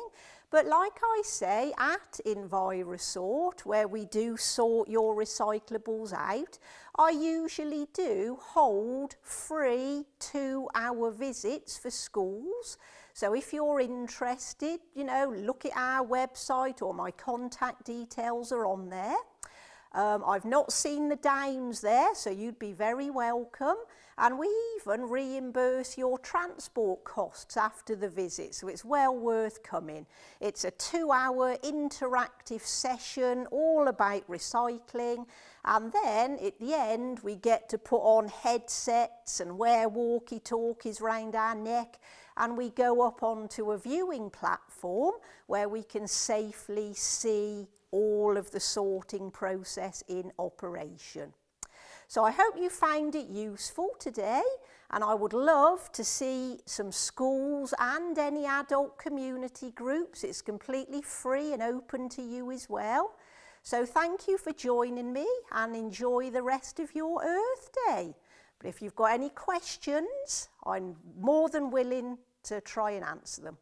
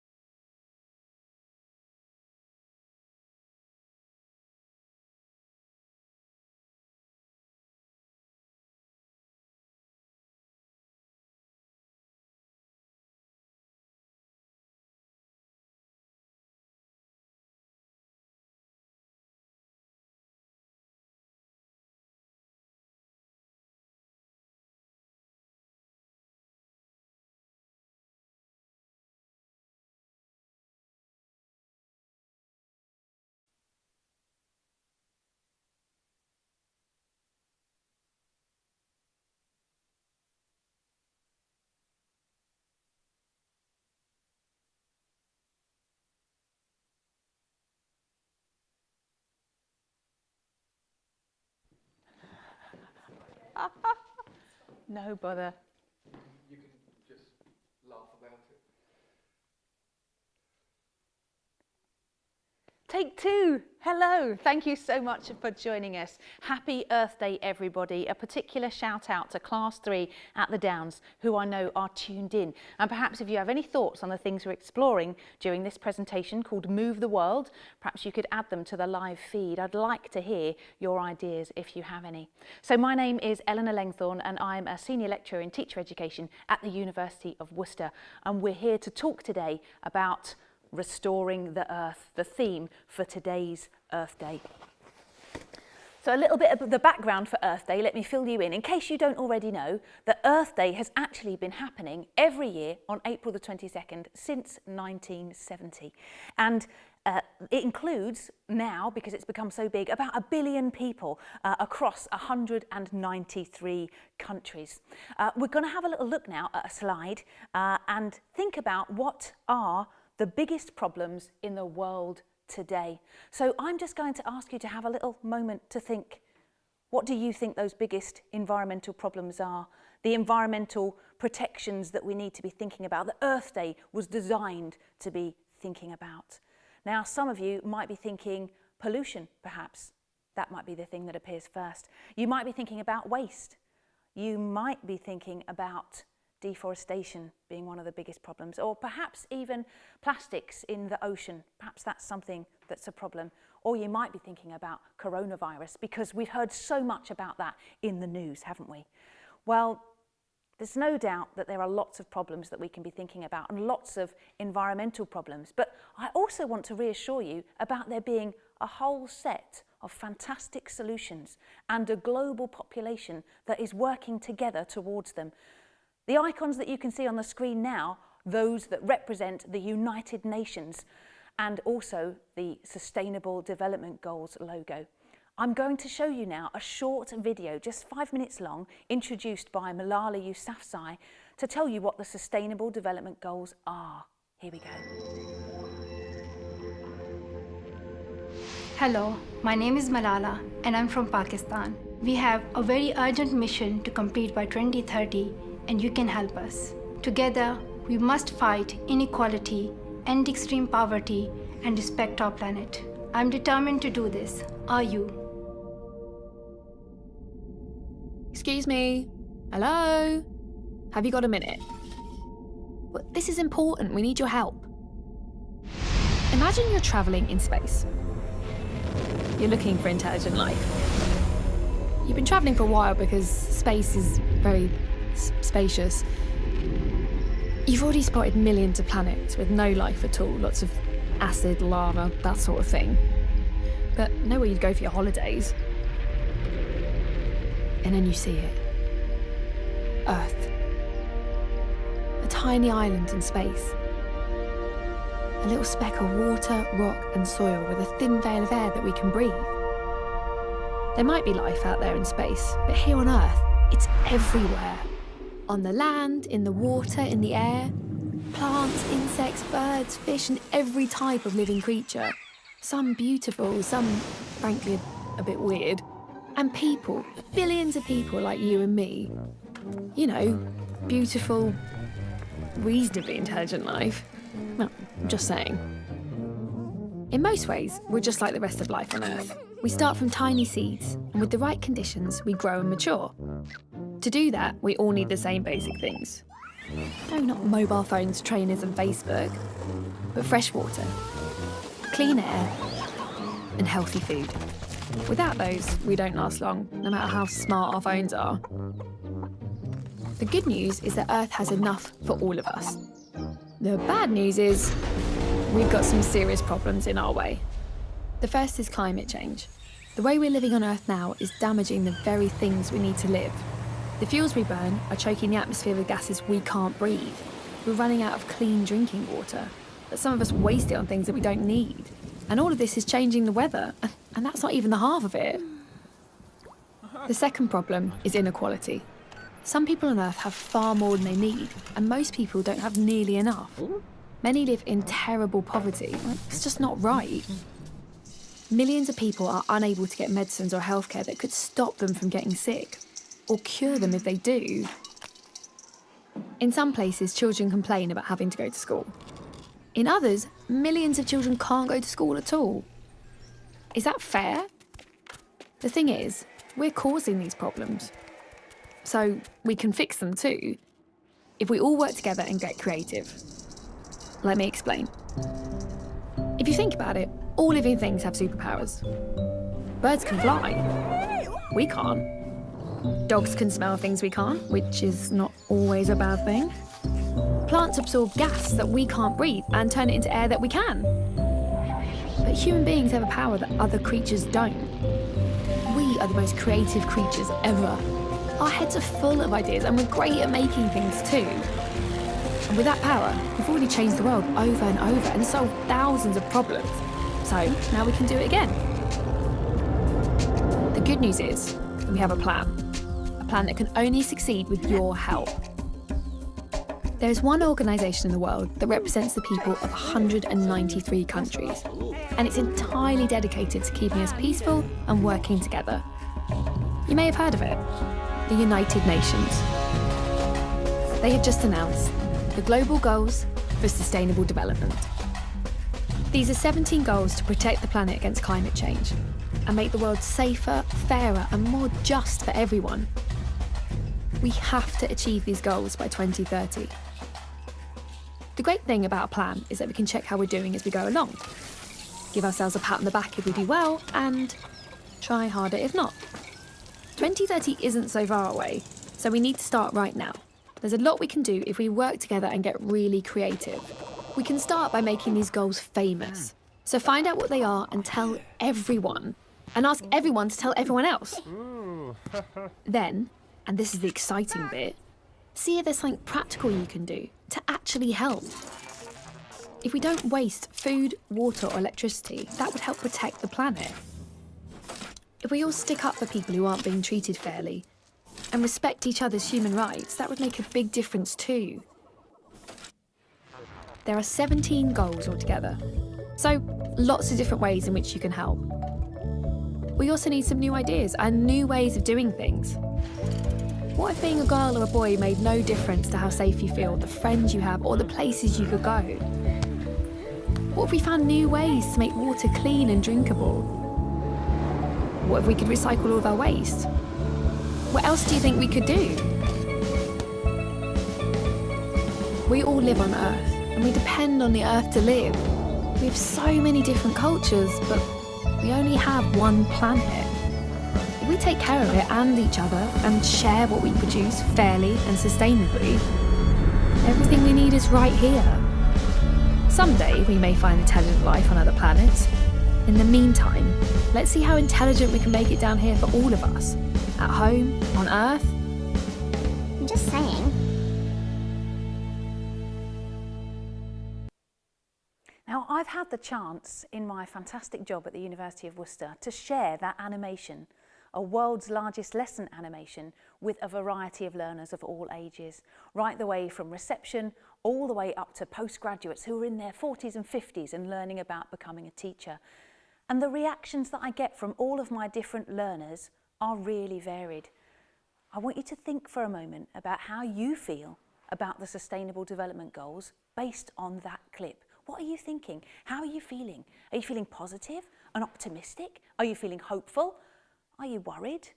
Are you concerned that things aren't equitable and aren't fair? I'm going to tell you a little bit more about the Sustainable Development Goals, and that might help you develop how you feel about them. So this next slide just summarises for us what the three main goals of the Sustainable Development Goals are.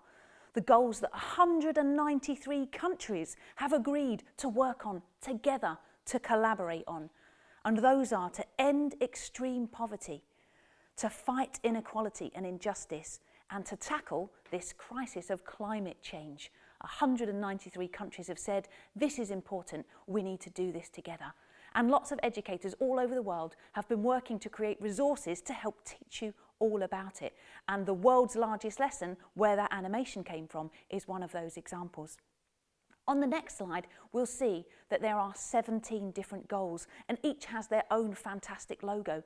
And everybody who learns about these goals has a different priority and thinks perhaps that one goal is more important than others. Is no poverty more important than no hunger?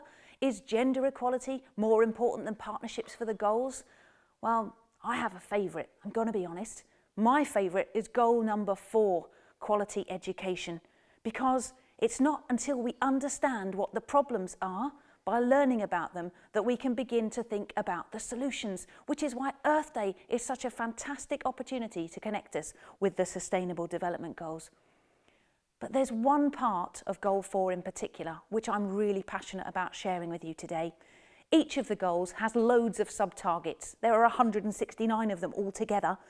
And under Goal 4, Goal 4.7 is really important.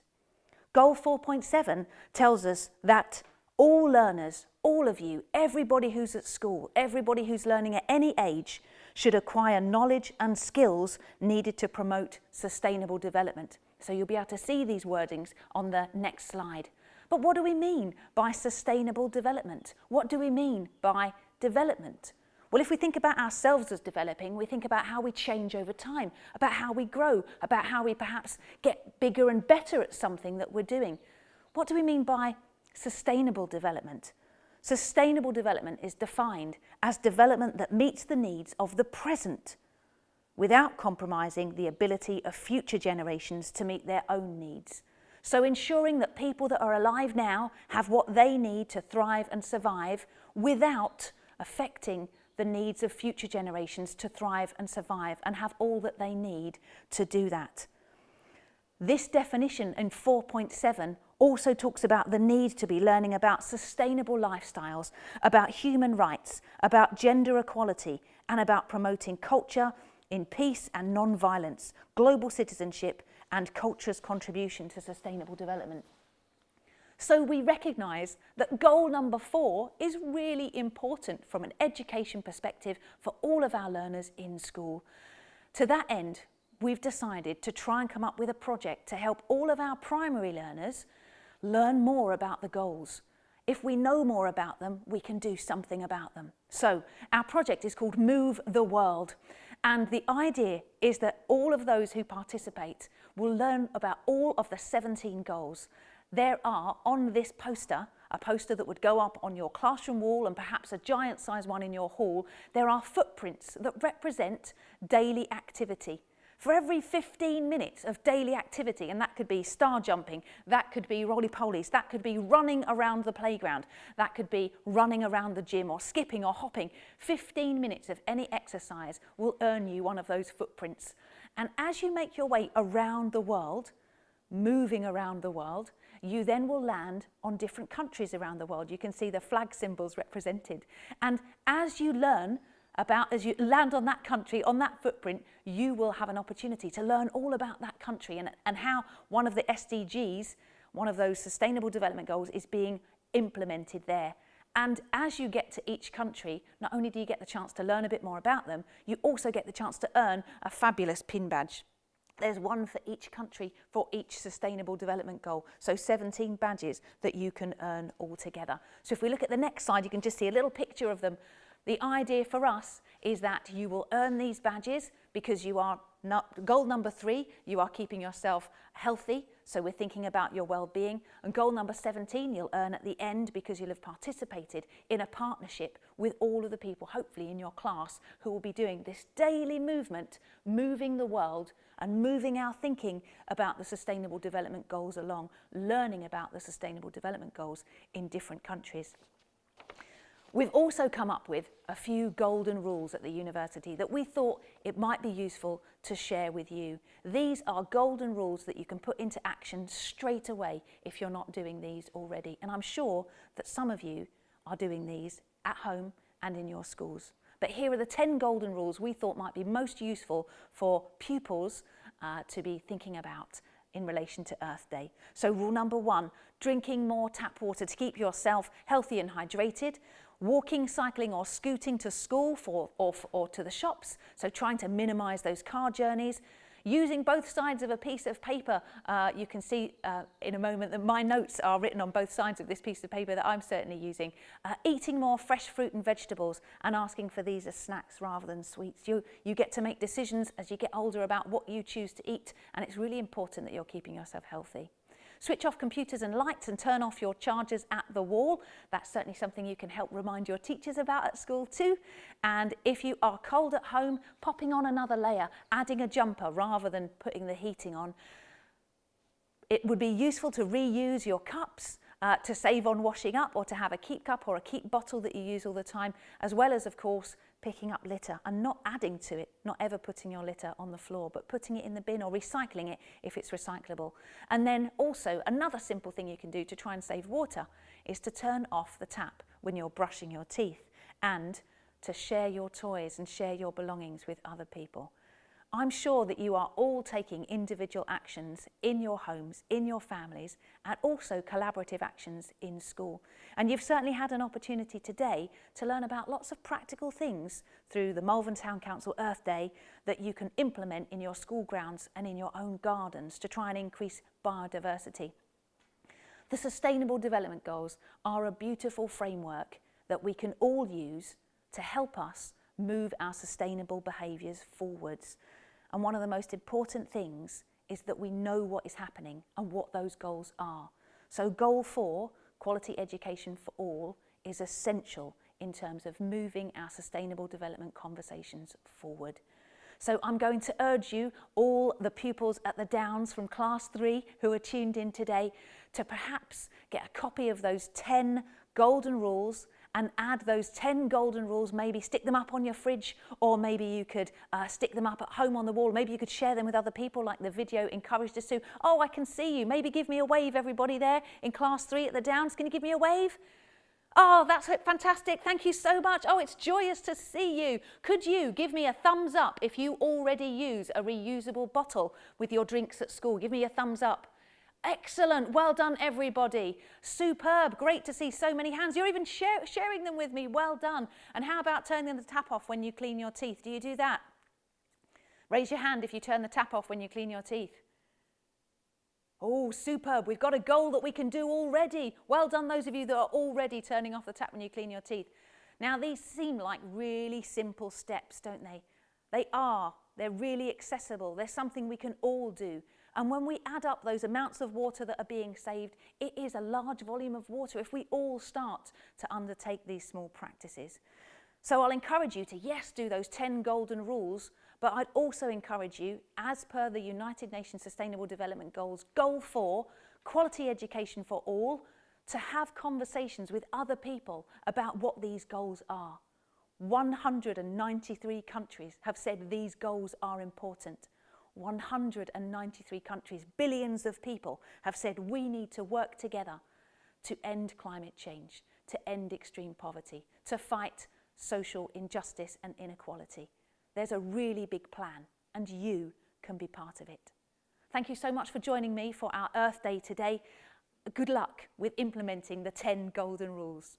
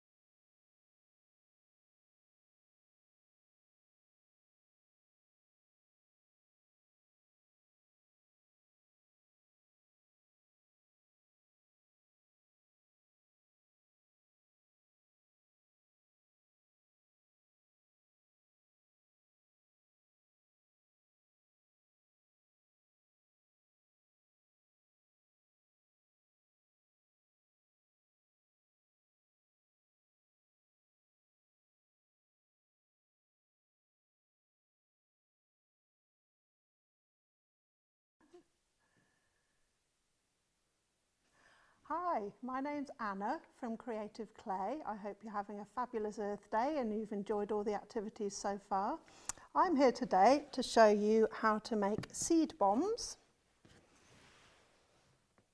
and clay creatures out of unfired clay and found natural materials. So, seed bombs. Now, many of you may have heard of these because you can get them in gift shops and garden centres, quite readily available, but it is much more fun to make your own and very easy too. So they are little packets of life basically. They're seeds and clay and compost that are protected in a little ball so they can be put in inaccessible areas where things may not usually grow, and then they're protected until the elements break them down and then seeds grow. So they are used by the guerrilla gardening movement, which is a movement of gardeners that like to put wildflowers into inaccessible places like edges of paths, roundabouts, neglected areas that need a bit of brightening up basically with some wildflowers for bees and butterflies and pollinators, and we need all the more of those that we can get. So they are made up of just 3 basic ingredients.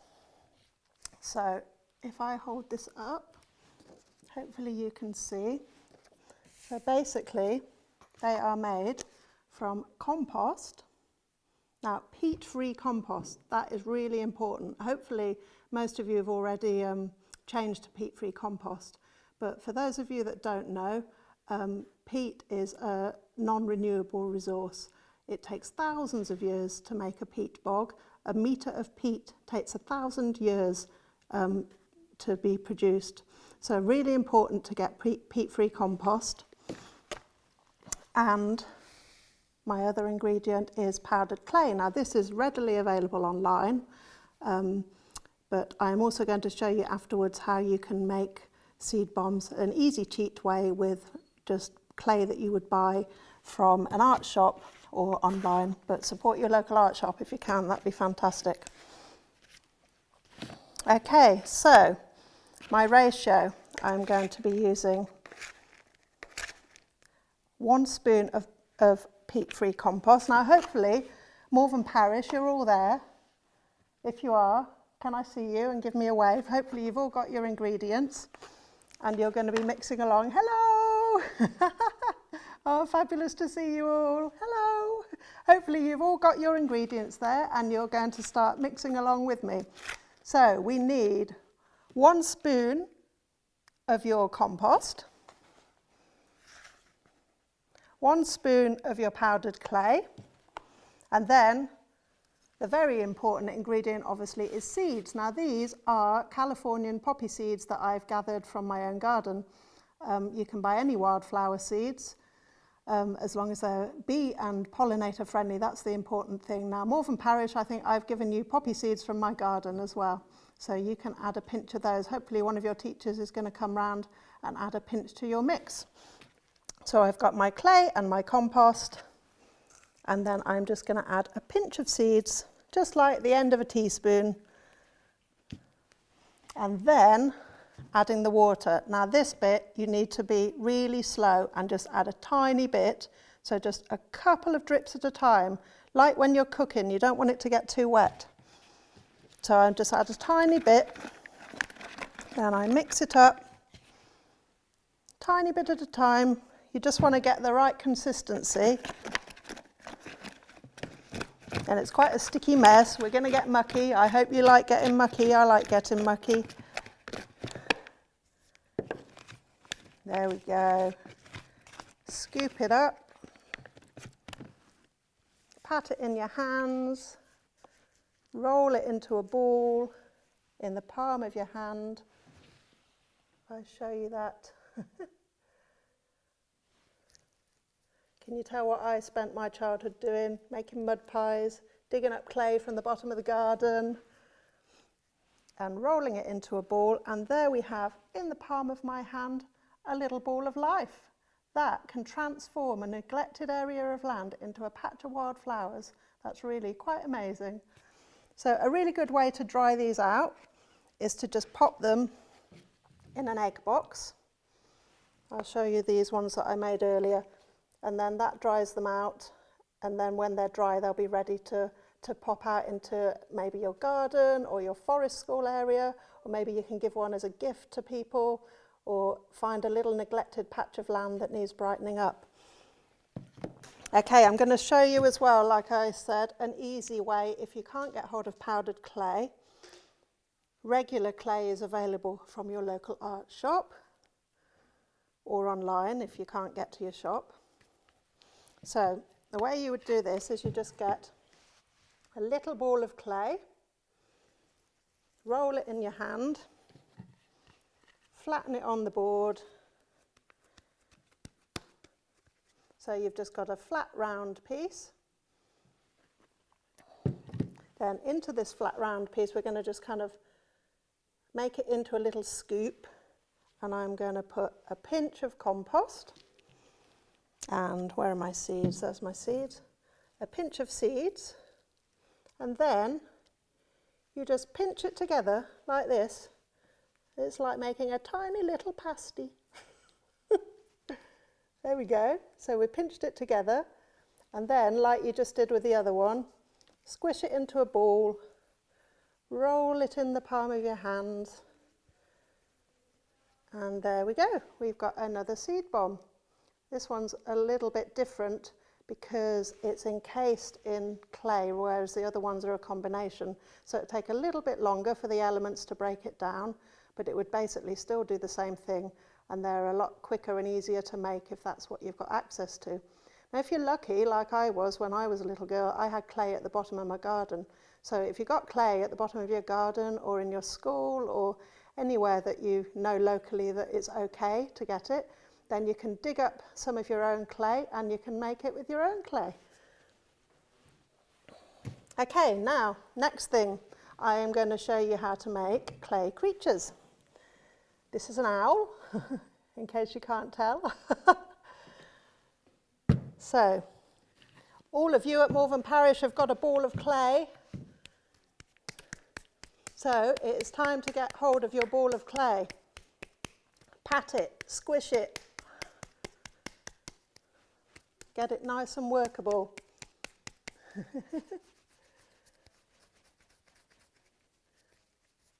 Maybe you're doing this after. Maybe you're watching and then you're going to watch back and make your clay creature. So, first thing that we have to do is squeeze it into a sausage shape. Okay, now this is a great starting point for any animal that you're making. Like I've made an owl or a bird, or you could make a fox, or just because I'm making an owl, you don't have to make an owl. There's all the creatures of the earth. You can make imaginary creatures, you can make gruffalos, things that you've made up yourself. Okay, so we go about 2/3 up and we just squeeze it in like that so that we have made the beginning of a head shape. And then use your fingers, smooth the clay. Clay is very therapeutic. You can get quite lost in it. I'll probably start to stick my tongue out once I concentrate. And then you want it to be able to sit flat. So bang it onto your board or your bit of cardboard so that it basically can stand up. Okay, so that is the beginning of any animal. I'm making an owl, like I said, so I'm going to use my finger or my thumb, and I'm just going to indent a couple of eye shapes like that. Lovely to see you all there watching. Hello to my niece. And then you can pull out in the middle to make a bit of a beak shape. Now, if you were making, I don't know, a penguin or another bird, you could pull it all the way out, but I'm just going to leave a little dent because I'm going to add some things after. Now, hopefully you've all collected lots of feathers and other outdoor things that you can use. So, right, I've made the eyes, so let's have a look at what have I gathered. Here is my little box of treasures from outdoors. I'll show you some of the things I've got in here. So, I have got, oh, these are great. These are from Magnolia Tree. These make great gruffalo horns, if anybody wants to make a gruffalo. I have got acorns, they make great eyes. I've got, these are from a pine cone, they make great ears as well. But what am I going to choose for my owl? Right, my owl, I think, and Malvern Parish, I've given you a few of these, so hopefully there'll be enough for a few of you to use these. These are seed pod heads of poppy seeds, the same as the seeds that I've gathered. Now, if you use your little matchstick or a tool, and you just make 2 little holes in the eyes, and then very gently, you just kind of push and twist them in. There we go. Don't worry if sometimes they break if you're a bit too hard, but you know, have plenty of things on hand and you can just pull them out and put something else in. You can change your mind. Okay, there we go. So there's the owl's eyes. Now I'm going to pull the clay up to make little owl ears. When you're making in clay, it's always better to pull the clay up rather than add bits, because if you add bits, they're much more likely to fall off. So pull the clay up and smooth with your fingers. Fingers are the best tool. Now this owl needs a little beak. What have I got? I've got some beech nuts here. Now when you're collecting all your bits and bobs, if you do forest school, you're probably used to, you don't put fingers near the mouth. You only pick things up off the floor and ask a grown-up, obviously, if that's okay, if they're safe, if you don't know what they are. Now these are a little bit spiky, so be careful with those. And I'm going to press a little bit of beech nut onto the owl for its beak. And now I need to use something for texture. Now, I think Malvern Parish as well, I've given you some lovely fir cones, but I know a few of you will have collected some as well. These make great texture. So you just want to roll it into the clay like that. And hopefully you can see what a lovely texture that makes. Other things that you can use for texture, shells are fantastic. I'll show you on the back of this owl. So if I were going to use a shell, I could just use the edge like that. And that could make really lovely little feather patterns on the back. And the fantastic thing about clay, if you don't like it, it's very forgiving. You just rub it out, smooth it down. There we go. And then you can start again. If you wanted to make fur, I've got a peach stone here. Roll that in and it makes a lovely textured pattern. So would rocks, bits of netting, of fruit, leaves pressed in, all sorts of things you can use for texture. It's also a really great opportunity for recycling. As you can imagine, I don't throw anything away. I've got loads of stuff and I pick everything up that I think might be useful. So my owl now has a feather texture. What else does it need? I think my owl needs wings. So here we go. I have got some buzzard feathers, I think these are. So one wing here. And another wing on this side.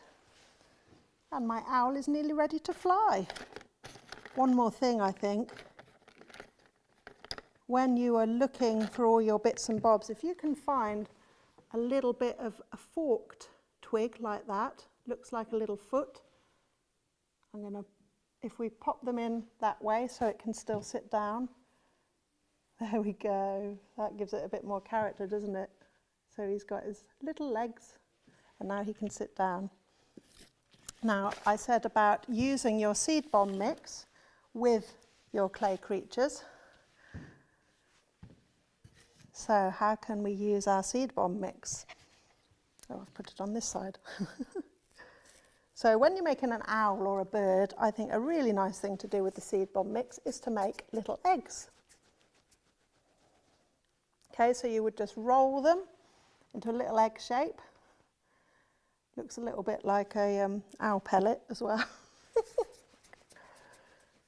Okay, so we could just roll little egg shapes.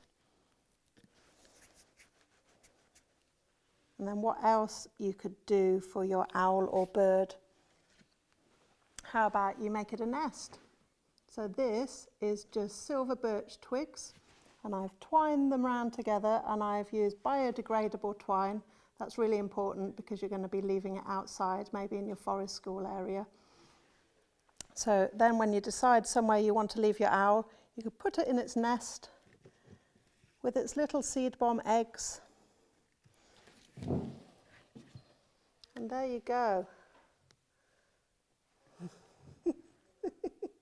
Little owl in a nest with its seed bomb eggs. Now, when that is left out in the elements, the rain will come, it'll break down the owl eventually, so you have to say goodbye to your owl, but that is just the cycle of nature. It's what's called ephemeral art. That means art that breaks down and goes back to the earth. But as it breaks down and the seed bombs break down, the seeds will plant and instead flowers will grow. So the whole cycle of nature continues. And then next year you can gather the seeds and you can do it all again. Now another way that you could use your seed bomb mix, I'm just going to pop this owl over here.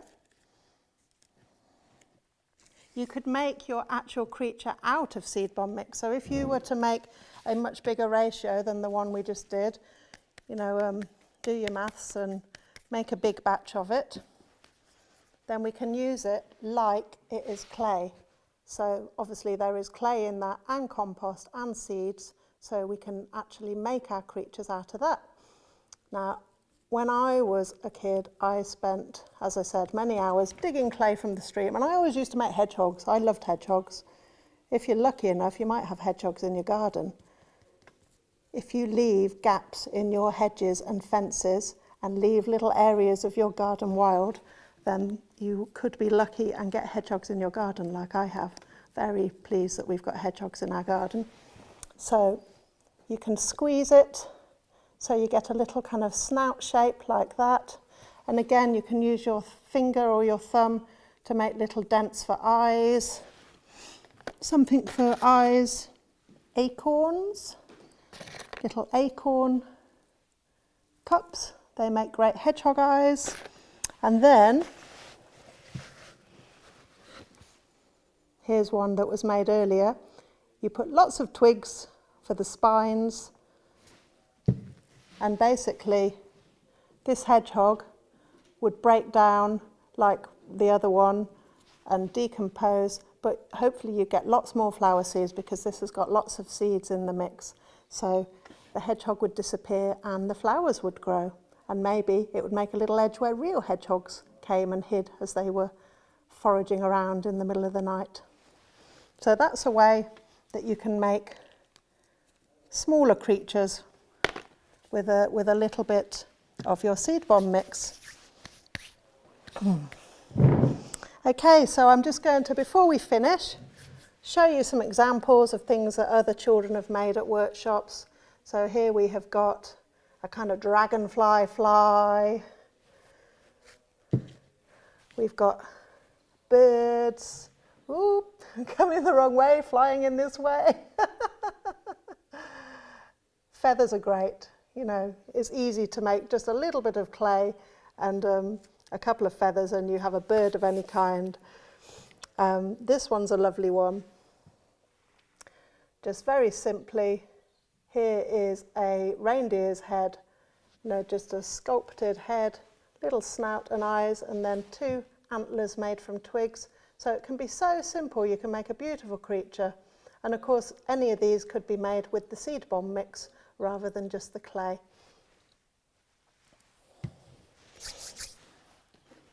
So, Malvern Parish, I don't know if you've been making or just listening. Maybe we can have a wave and see if any of you have made anything today. If you can hold it up. Oh, you're not making today? Well, maybe, maybe once you have made, we might be able to work out that we could put them on my Facebook page or on the Malvern Town Council Facebook page. It would be lovely to see what you made. That would be really exciting. And I hope you all have a happy Earth Day. Give us a wave, all of you.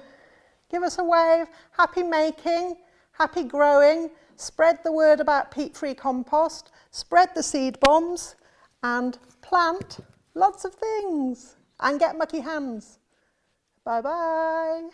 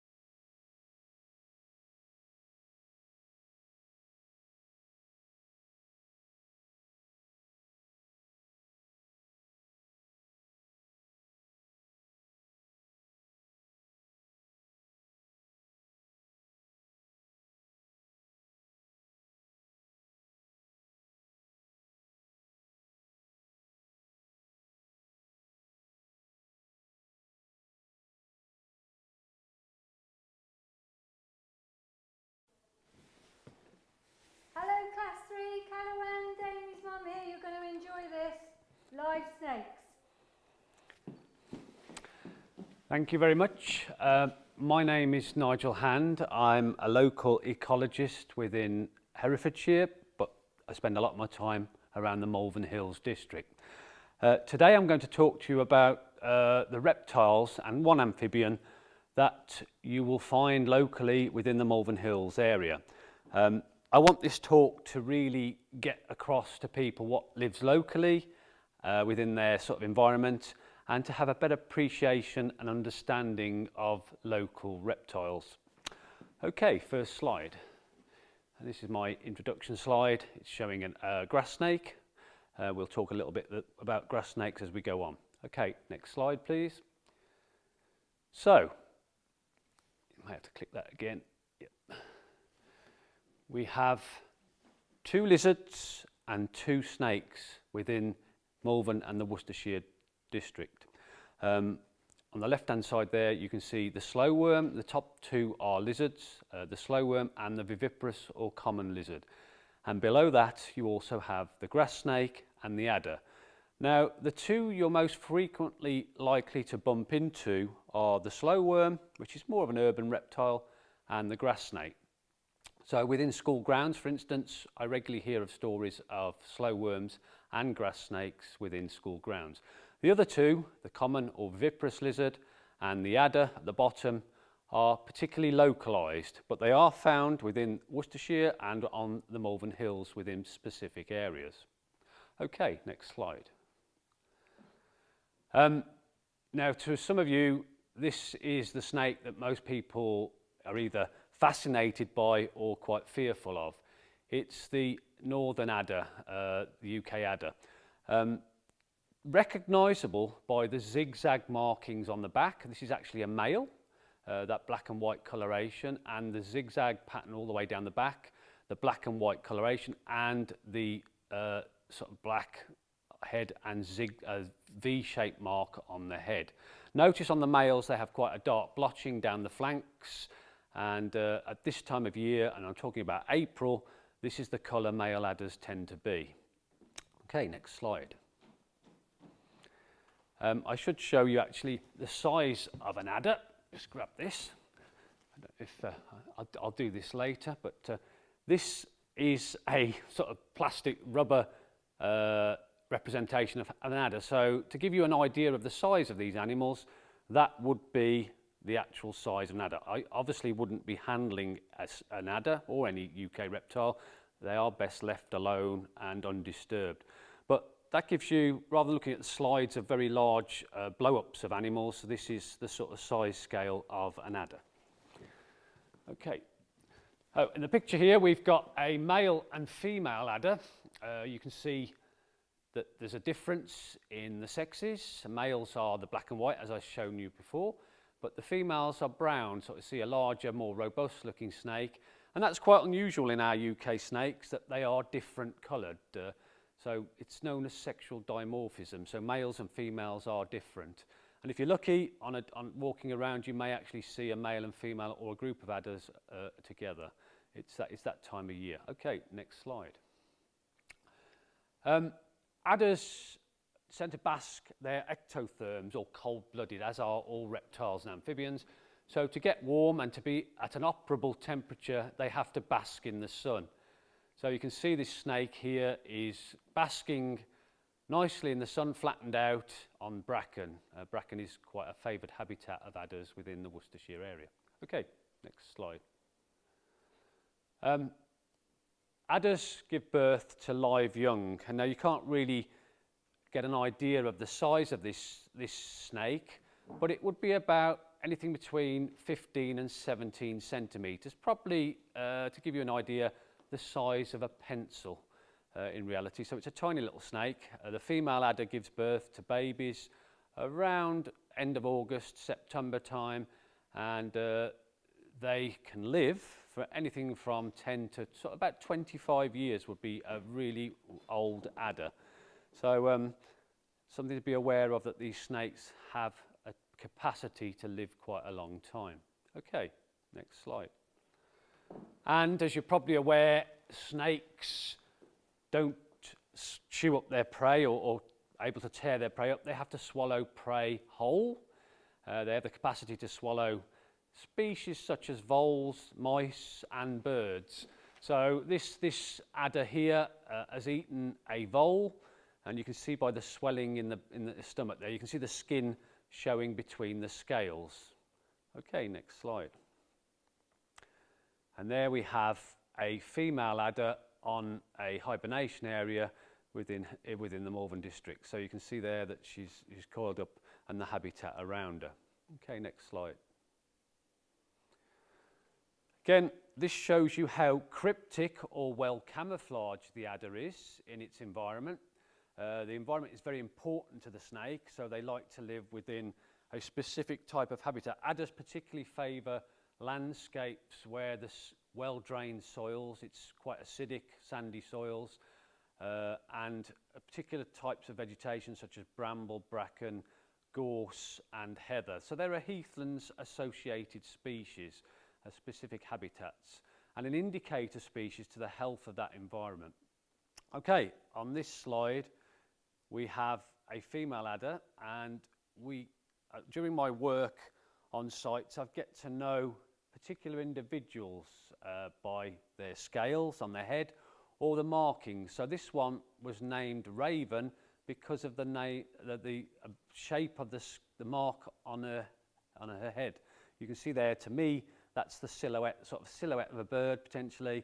So we gave her a nickname of Raven. She was known for quite a number of years out on the hills on one particular area, and they have a very small home range, the females, so you see them regularly within a specific area. Okay, if you go on to the next slide, this is a male adder actually, and his name is Silhouette. Again, both of these snakes, this is a long time ago and are sadly no longer with us. But this one has a black pattern at the back of the head, which to me looks like the head and shoulder shape of a person. So it's quite a nice way of identifying snakes and getting to know individuals and recognising snakes on sites. Okay, next slide. There you go, that shows you the marking. Okay, let's move on to the next snake species, and the one that most people have seen or regularly come across.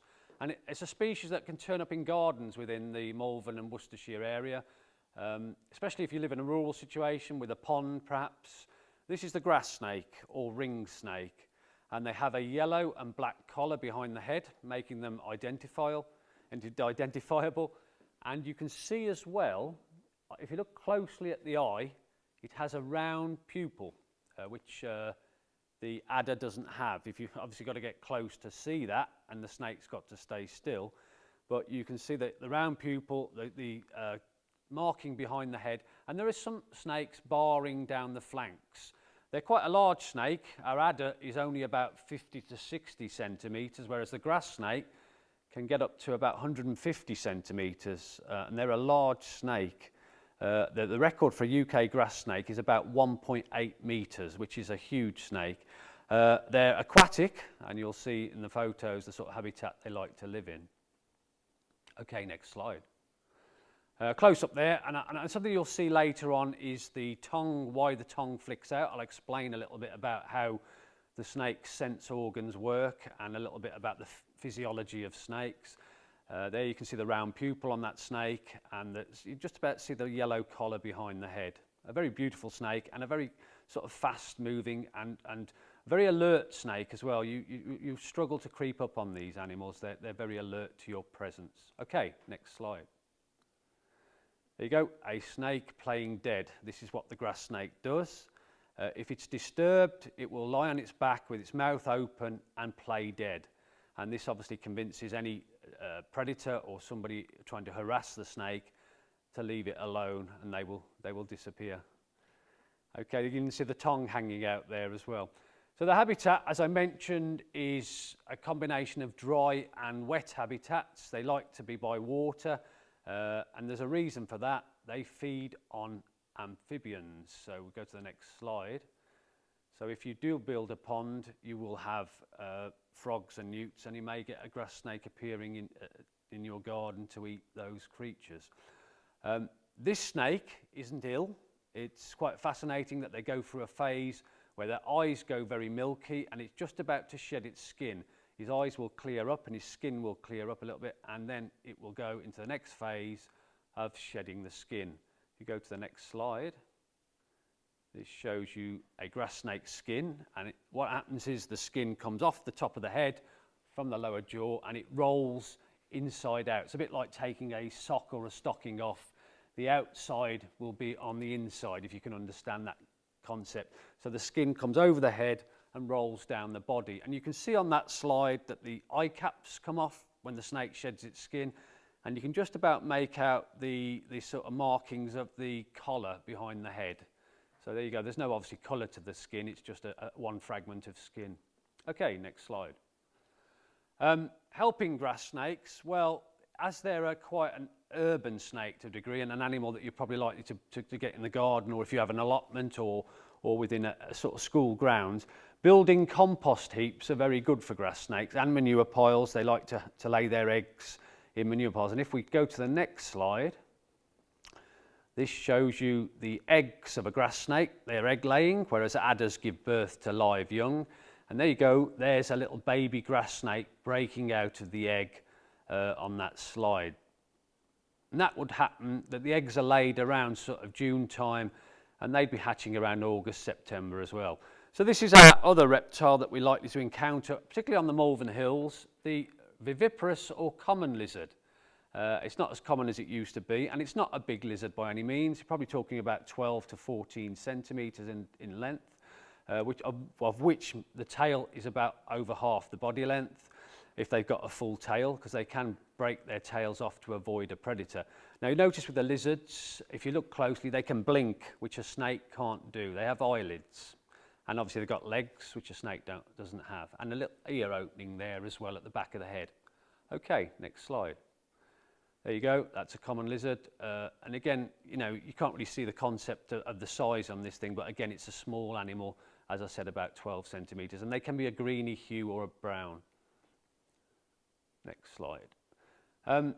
How do you tell the difference? Well, I wouldn't recommend ever trying to pick up any of our reptiles, but this is a male on the left-hand side dangling in my hand there. You can see the spotting on the belly, has a yellow belly.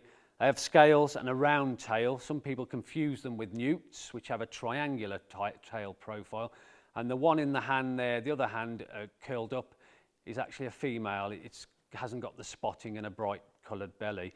Also, males have spots on their backs, and females have stripes, and there can be a bulge behind the back legs on the tail, which indicates a male. Okay, next slide. And they're very much feeding on insects, spiders, grasshoppers, and small invertebrates. So they'll catch them and shake them and then swallow them down, a bit like a terrier does to a rat. Okay, next slide. And again, being cold-blooded or ectotherms, reptiles have to sit out in the sun to bask. Obviously, during the winter, they're hibernating, they're underground, hidden away from sort of around November through to around March or mid-February, they emerge. Okay, next slide. There you go, that's a common lizard basking. They spread their body out to expose themselves to as much sun as possible in order to warm up quickly. And our next reptile, which some of you out there may have in your garden, is the slow worm or blind worm. This one's a little bit of looks a little bit gross, but he's eating a worm and swallowing down. But they're very good in the garden because they eat slugs and some of the pests that people get around on their vegetable patches. Again, to notice on this, it's got eyelids, it can blink like a lizard. It doesn't have any external limbs, but it is actually a lizard. It's not a snake, even though it looks like a snake. Next slide, please. Size-wise, they're about anything between 30 and even up to 50 centimetres. They've got a sort of metallic sort of sheen to them. They're brown. Females have a stripe down the back and a smaller head. Males tend to be an overall uniform colour. Okay, next slide. There you go, that's the slow worm after eating a slug. Imagine if you've got no limbs, you're going to have a bit of a job cleaning yourself up, but there you go. Slugs are quite obviously gooey to eat, and this one has a lot of earth stuck to its face, but then there you go, that's you can see that lovely round pupil and coppery eye there. Habitat-wise, you'll find these in woodland edges, in cemetery grounds, gardens, allotments, and the way to survey for them is to put a piece of metal corrugated tin down or a piece of roofing felt. Okay, next slide. And when you put these bits down or on a compost heap, you lift the object up like a tin or as you can see here, an old bit of rubber back carpet, and there are a number of slow worms below. So you can encourage them into your school grounds or your garden by putting some objects for them to go under. Also protects them from things like cats and predators. A picture here shows a mating pair of slow worms, so a male and a female. The female is the one inside the mouth of the other. That's how the male holds on to the female. Baby slow worms, they're very tiny. They look like little bits of exquisite jewellery. They're about 4-6 centimetres, and their bellies are black and they're gold with usually a little stripe down the back. Female slow worms give birth to live babies, as do common lizards and adders. Grass snakes lay hard, soft-shelled eggs in reality. So the other animal that I'm going to talk about, and I suppose it's associated with Malvern, is the common toad. And they're under a huge decline across areas. We used to see lots migrating down the Jubilee Drive, off the hills, down into the ponds. But the numbers are dramatically declining. They're a species of concern along with adders. Notable declines here. They get killed on roads trying to migrate to ponds, or all ponds are becoming lost and becoming successional, that they become overgrown. There you go. That's a male and a female toad. And again, they're long-lived animals. They can live quite a number of years. They migrate to the ponds around February and March, so people must look out for them. There are signs on some of the Malvern areas to look out for them on the roads, but they move at night on rainy, sort of mild, early spring nights. Okay, next slide. Again, they're favoured prey of grass snakes. The last slides are a couple of issues for the reptiles. Normal issues are predators. This is a slow worm that has been predated. You can see the marks of a bird that's held it down and pecked it. Could be anything from a pheasant to a corvid, such as a crow or a magpie. Normal predators there anyway, which would happen naturally. Next slide. But there are other issues. If people leave litter around in areas, there can be consequences from that. So if you go to the next slide, reptiles do get harmed in litter. This is a poor sand lizard that has ended up going into a bottle. Maybe there's some moisture in there on a hot day, and unfortunately he's got trapped in there and can't get out, and as a consequence has died. It's almost like a greenhouse effect in the bottle, and it's died of exposure in the sun there. And this is a problem even with plastic bottles and tins, that reptiles can get trapped in there and die as a consequence. So we mustn't let drop litter on these sort of landscapes. Okay, and that's the last slide, which shows a female adder. Now, as a part of the end of my talk, I thought I would show you a close-up of reptiles. These are not obviously animals that we would find out in the wild. These are rehomed animals which I bought in today. I wouldn't bring in a grass snake, an adder, or any other reptiles. It's best to leave them outdoors where they belong on their environment. They don't make good pets, but we have some animals here that we would like to show you. And just to illustrate the physiology and how snakes move and what they look like. Okay, you okay? Well done. Just have a drop of water.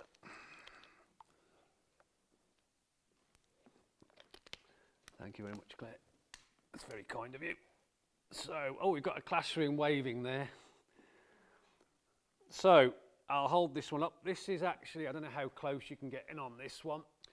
This is obviously not native. He's a Honduran milk snake. A very pretty and a very boldly patterned snake, which obviously affords him some protection. He gets a little bit of protection from mimicking a venomous species. So basically the colours are black and red, telling people to stay away. He, in the wild, would be a snake feeder, so he would feed on other snakes, lizards and small mammals. He's a constrictor, so anybody out there who knows anything about snakes will know that he will wrap round his prey and sort of constrict them after grabbing them, and basically squeeze the animal and stop the heart of the animal beating, and then swallow it whole, as do all snakes. Now, some of the features we talked about were the tongue. The tongue is obviously forked and working in stereo, so it flicks out and makes this sort of motion, and it's going back into the mouth, into an organ on the top of the head called the Jacobson's organ, telling the snake where it's going and informing the snake about its surroundings. They have eyes without eyelids, which I think to some people make them look a little slightly sinister, but that's the way they are. They have no eyelids, so they continually have sort of, supposed to some people, staring eyes. But no, that's the way they are. The scales as well, they aren't slimy, even though this snake looks slightly wet because of the way the light catches it. It's very dry. The scales form a dry covering over the snake. And what some of you may not be aware of, they are a vertebrate, so they have a backbone all the way down the body, and ribs as well, and their organs are obviously elongated throughout the snake. So that is a Honduran milk snake. Okay, shall we put this one back? Thank you.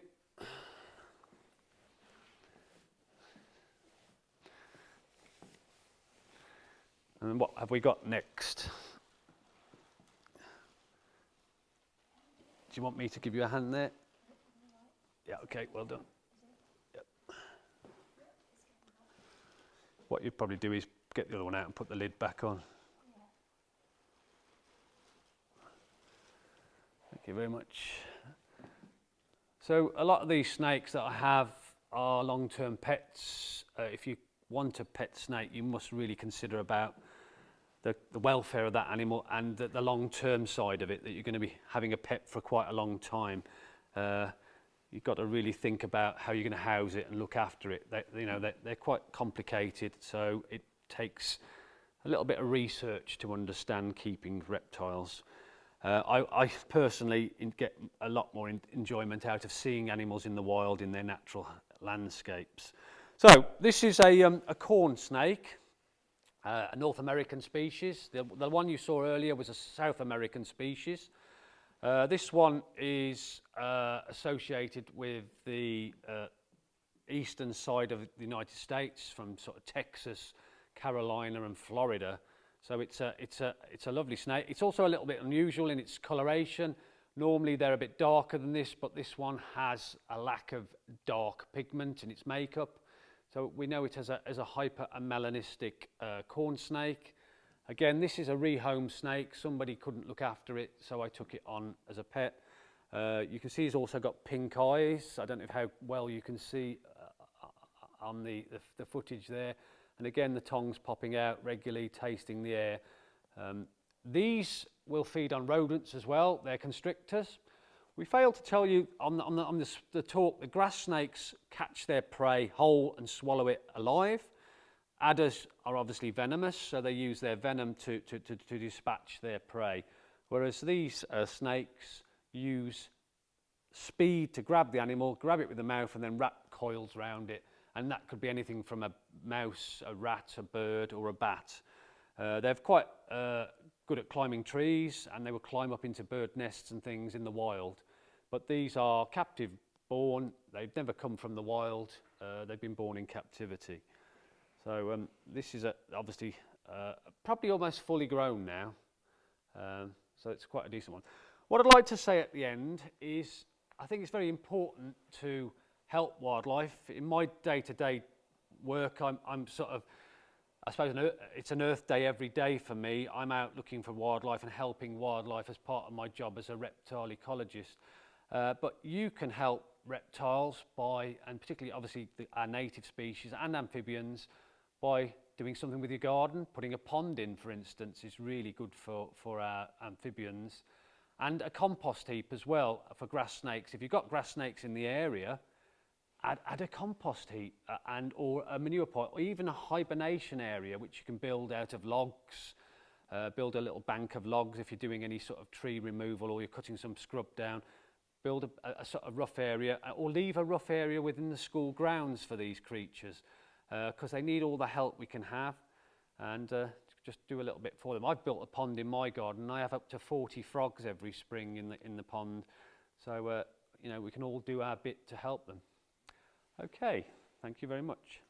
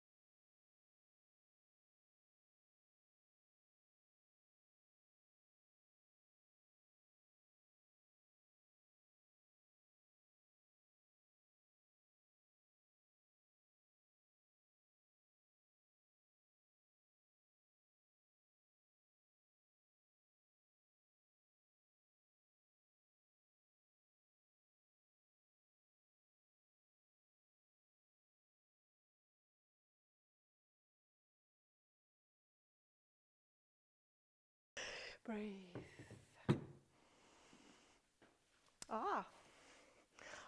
Hi. So it's really good to see you again. This afternoon we're going to be having a look at making houses for bugs. Now it's quite an interesting idea, isn't it? Because you would think they have enough houses of their own. However, we can help them. The bugs and the bees, I'm sure you know, have been in a bit of trouble, partly because of climate change and partly because we humans have got a bit busy outside in the big world, building, making lots of different things for us, and also being really quite tidy in our gardens.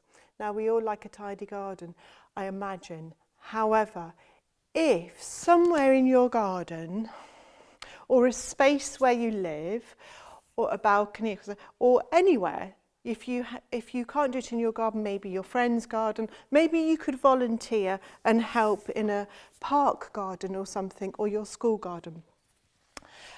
And we're going to be make these little houses for the bugs and not be tidy in every single part of the garden or outside space. So I'm not very good at keeping my own bedroom tidy. I'm not much older than you, as I've probably said before, and I still haven't learnt to do it. Some bits are very tidy and some bits aren't quite so tidy. I'm taking that same principle out into the garden. So let's talk about making bug houses. What's the best thing to make them out of? Well, let's have a look at what's not so great. Okay, not so great. Bit of cardboard. This makes a nice shape there. Bit of paper. Now, don't get me wrong, lovely little bugs. Where's my box of bugs? I think, here we go, here's my box of bugs. Let's have a look. Ooh, we'll just stick a few things in there. Just a couple to keep us interested. There we go, there, bit of cardboard, lovely little egg box. Now you think that's warm in there, isn't it? It's nice and warm, a little bit of a roof. Great. Nice sunny day, not quite such a sunny day. Oh my goodness, it's raining. Oh dear, it's raining. Oh, what's happened there? All soggy, everyone's wet. And don't think the cardboard worked. It'll just rot. It'll just make that paper mache, you know, the sort of thing that you can model and make bits and bobs. Okay, the roof wasn't very good, but the principle of I just got to put that down there and get told off for all the water a bit later. Sorry, too much water. Anyway, there we go. So let's build bug houses. Different types of bug houses for different types of bugs and bees. Let's have a look at this one. Where am I going? Where should I go? Here.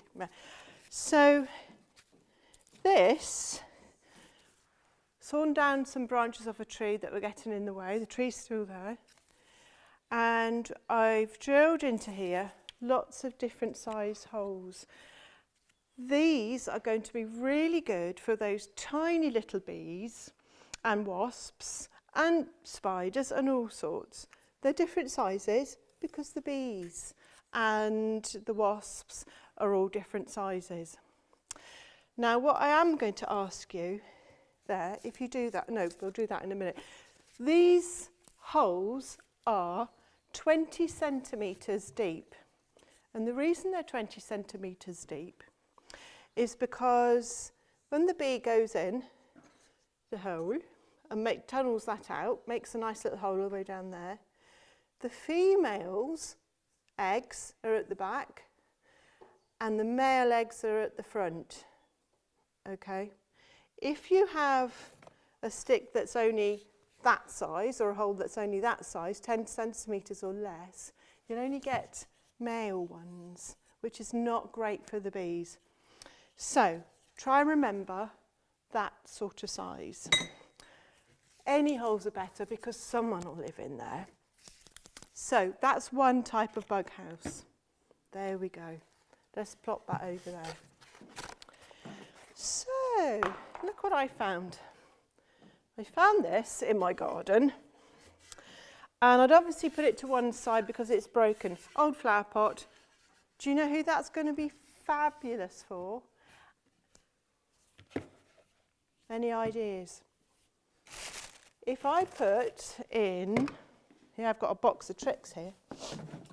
If I put in there, that's all the stones we'll need in a minute. That's all the wood we'll need in a minute. Some old leaves, like that. Just some leaves or some straw if you've got it, or dry grass. There's a hole on the top, we're going to seal that up, like that. Use anything you've got. Two things could happen here. Bumblebees could go and live in there. Makes a lovely little bumblebee house. Can you imagine? I did have a bumblebee to show you, but the puppy ate it last night. It was a woolen one, and it just, obviously she thought it was very interesting, and it's gone now. The other creature that might live in there is a frog. Seriously, if that was tucked away. So if I was going to give that as a bee house or a frog house, I would tuck it in a quiet area. So let's talk about bumblebees. If I was going to have this for, hope it was a bumblebee house, I would put it slightly under a hedge in a warm space, not in a damp one. Not till it got too hot, not all day sun. That's where I would put that. You would find easily that a frog might go in there wherever you put it. And I have one similar, but not the same in my garden.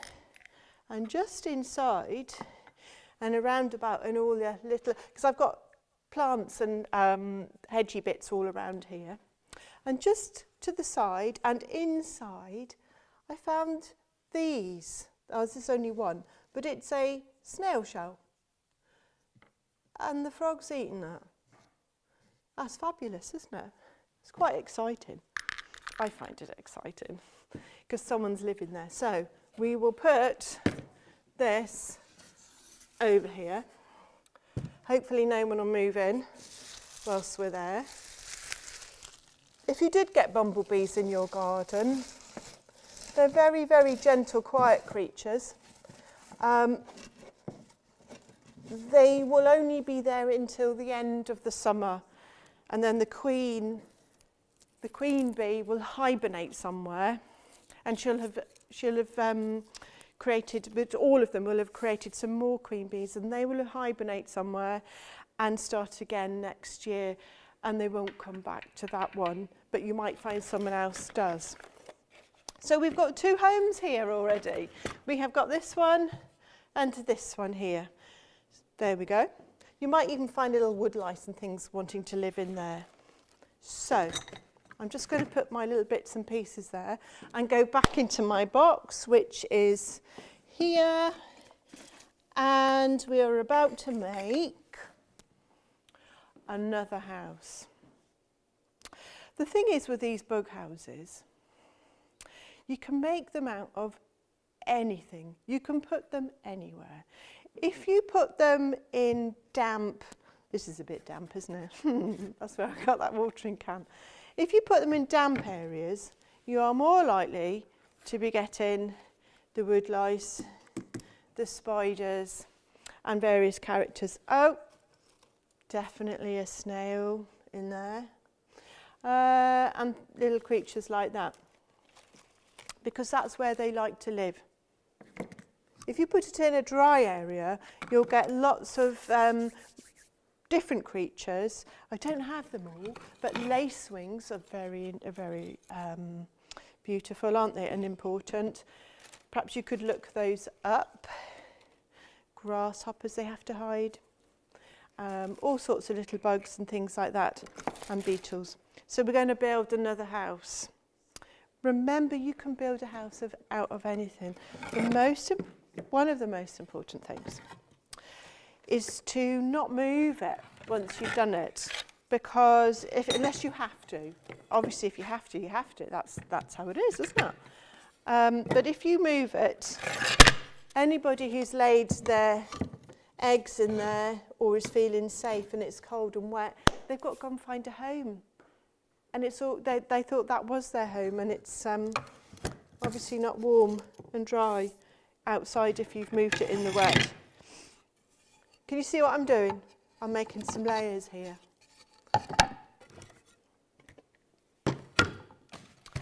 I knew there was another one. You could use lots of bricks. You can use anything you find. Here we go.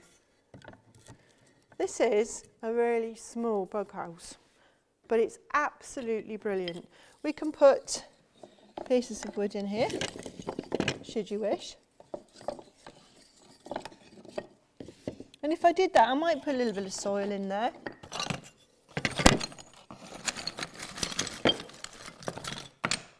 And some more stones.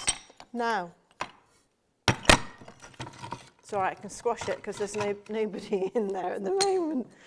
I'm just going to look in my bag here to see if I can find my, I've got it, my magnifying glass. One of the great things about bug houses is looking in them, because when you go looking in them, you find who lives there. Oh, I've got a lot of pockets.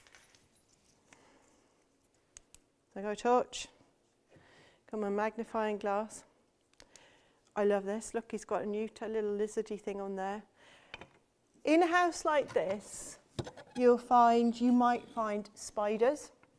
You might find, it'd be interesting to see what you do find. And if any of you do these houses and send your photographs into Lindsay at the Town Council, I'll send you, your class, a glass of honey. A jar of honey, should I say. Anyway, what is absolutely fabulous is getting the torch and having a little look in there at some point. And if it's dry and warm, that's quite fun too. That's another bug house. And you'll get all sorts of little creatures hiding in there again. But one of my favourites are the newts. So let's move all of this across. And I will just see if I can, without disrupting all the display. You might have to build it again. Oh, there it goes. We're all right. There's another house. So just to recap, we've got one here. We might want frogs, we might get bumblebees. In this one, we should get lots of different solitary bees. Honeybees are social bees, wasps are social creatures. And what that really means is they like to live as a group, a big family. The solitary ones, they like to live together but in separate houses. So that's what will happen in there. Gosh, I've got quite a lot of clutter, haven't I? But it all is doing something. We'll just put that snail over there for a minute. Now, I have been, for this, given a fabulous, fabulous present. Ooh, is that about right there? Thanks. So, a fabulous present. This has been built out of scraps of wood. I'm just going to turn it round. Ignore that bit for a minute. Then turn it round. Okay? Just keep turning it round. It's been made out of a lot of scraps of wood. You can make a house out of anything, and it doesn't have to be house shaped. For goodness sake, you could have a castle if you want, or a train station looking thing. It doesn't matter. Can you see this label? Men's Sheds of Malvern. They've made this for us. So using scraps of wood, they make brilliant bits and bobs. I say bits and bobs, they're big things as well. Very talented. And I'm thrilled with this, absolutely thrilled, because it's going to be with us for years. So I've got a basic structure and a lovely rainproof roof, which I think is wonderful. I have now found, I did go smashing up some slates. It was great fun. They're quite sharp. If you use slates, this can be really sharp, so do mind your fingers, please. I'm going to put that one in there. We've got a floor. So it's a house with different levels, isn't it? I might have to go in that way. Okay, we've got a loft. Let's see how much we can get in there.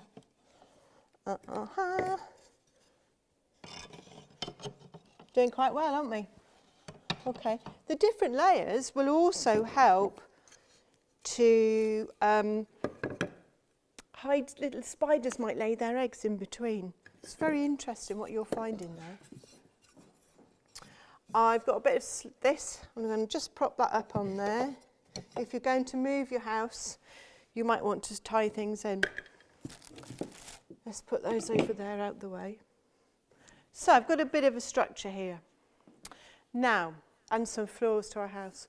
What I've done here, I might need to turn it around, I can't see. No, we're good. What I've done here is attach some of these little bits of wood.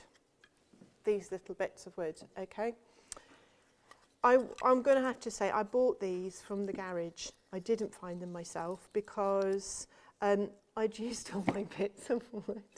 So I think it's kindling for making a fire or something. So there you go. I've attached some bits of wood. I've started to grow some ivy down this side here.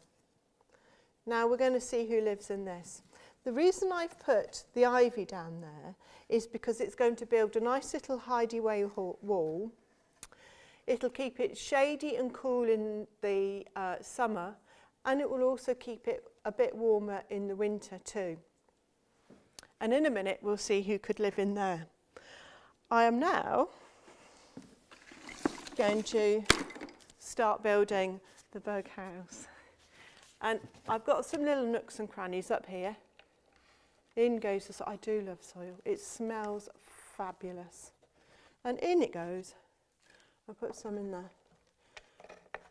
I'll have to have a little tidy up in a minute. You should see my kitchen. Right. Oh, I think I'll come round your side because I need to be a little bit more tidy than that, don't I?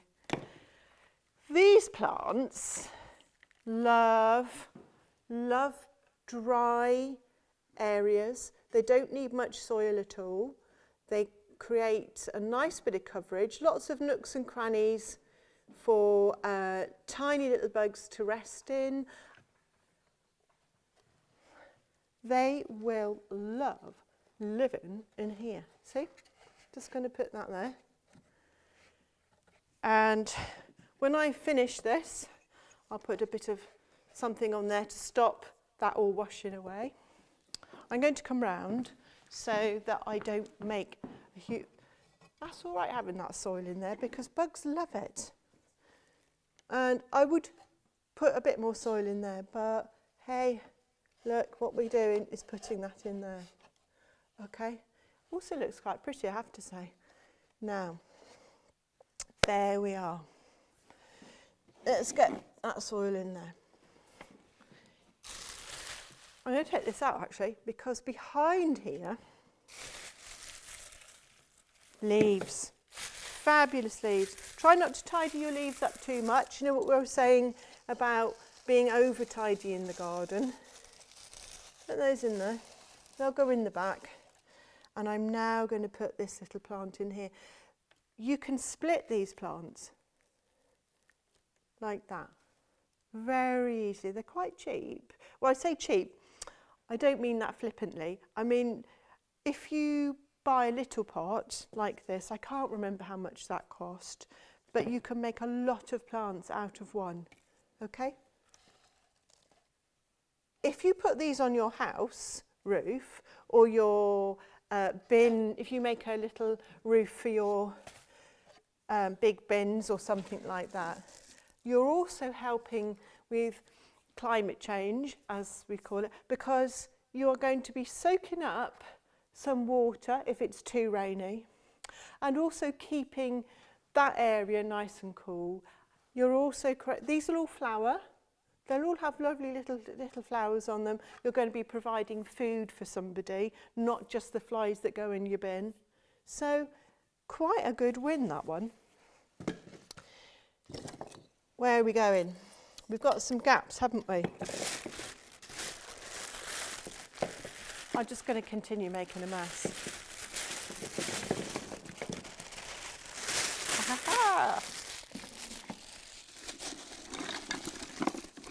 Oh, we mustn't forget that little house in a minute. So, oh, I've broken that off. I'll stick it in some soil over there. It will grow. Don't forget to water them once they get started. So in here, what we can do is, I think I might just have to put some of these to that side. Have I got some more slate? Here we go, got a bit more slate there. I know it's not easy finding these bits and bobs.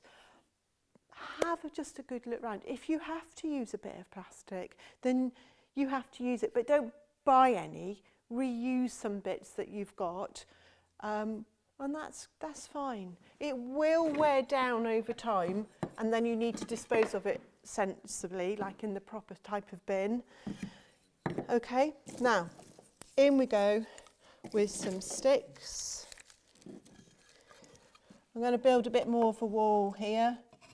No, I'm not going to do it with that one because it's smaller and I can use the other one. In it goes. Got some twigs.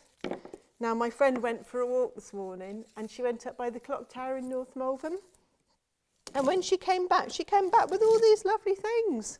So this is the great fun bit. Just build, just play. If you don't like it, do it again. You know, just keep going, see what you can find. Oh, we've got a little collapse in here. There we go. There we go. Just keep putting the bits in.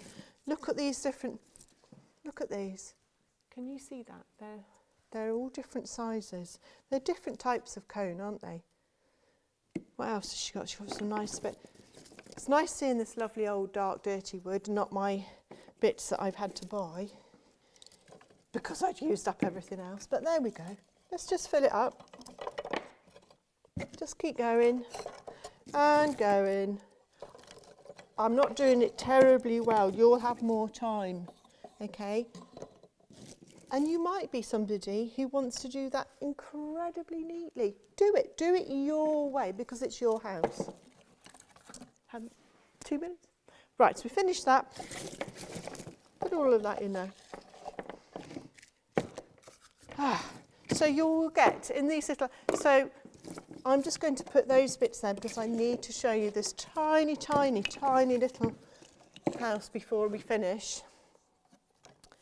This one is equally important. I've got a little broken pot here. I'm going to put some grass in there, like that. There's always a little bit of a broken something I've got here, an old time there. Earwigs. Earwigs are wonderful creatures and they're marvellous parents, and they will stay with their babies until they're nice and they're grown up really strong. Adults is probably what I'm trying to say. You will be surprised how many creatures can come and live in your houses. We'd love to know what you find, even just looking around. And thank you so much for being here with us today on the Earth Day.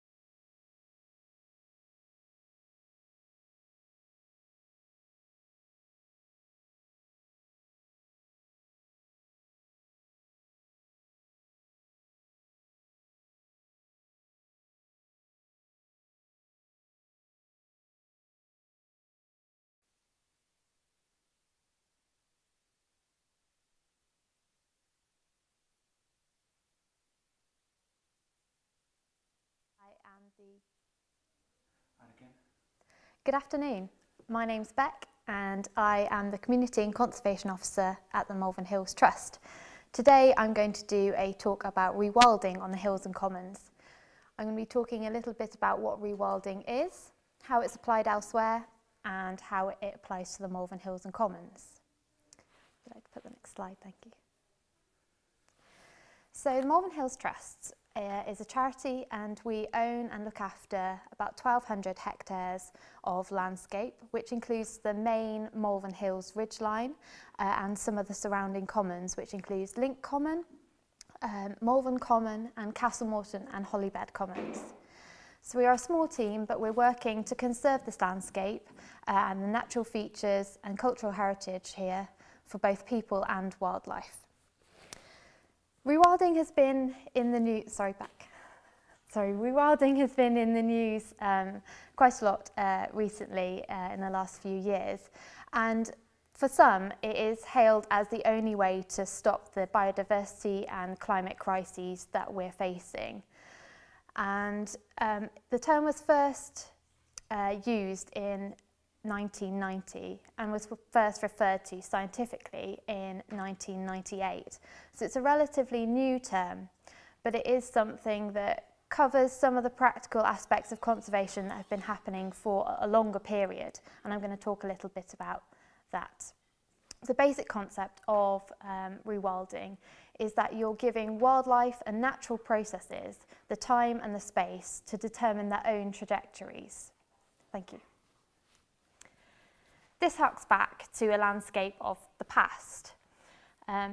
Once upon a time in the UK and across most of the world, there were large herbivores roaming the landscape, such as the auroch, which is a large wild ox, woolly mammoths, and giant elk.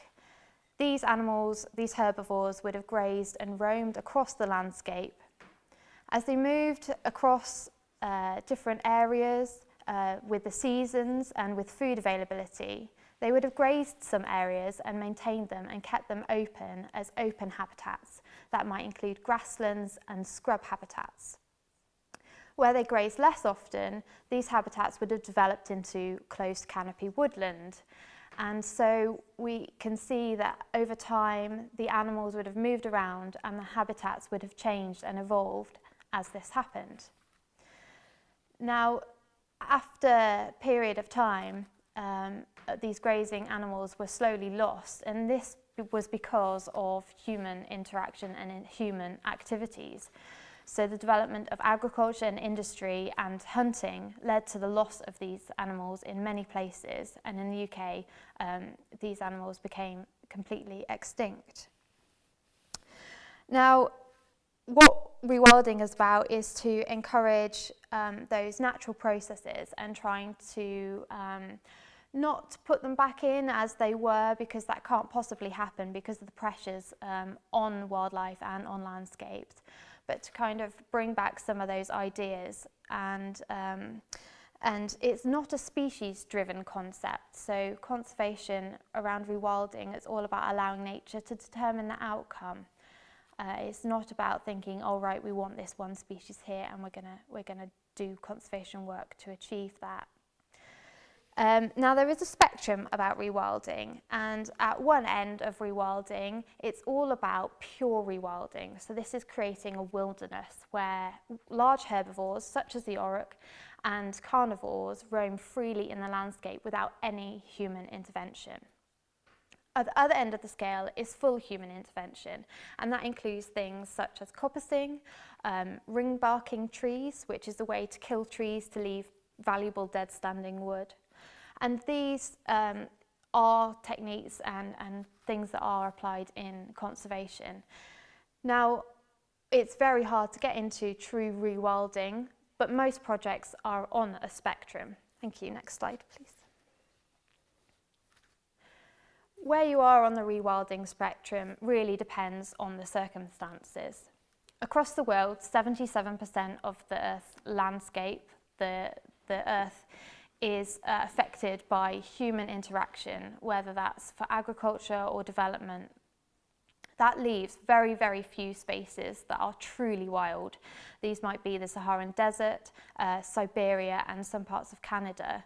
But these are really, really difficult to find. And in the UK, there really aren't any habitats that are left truly wild.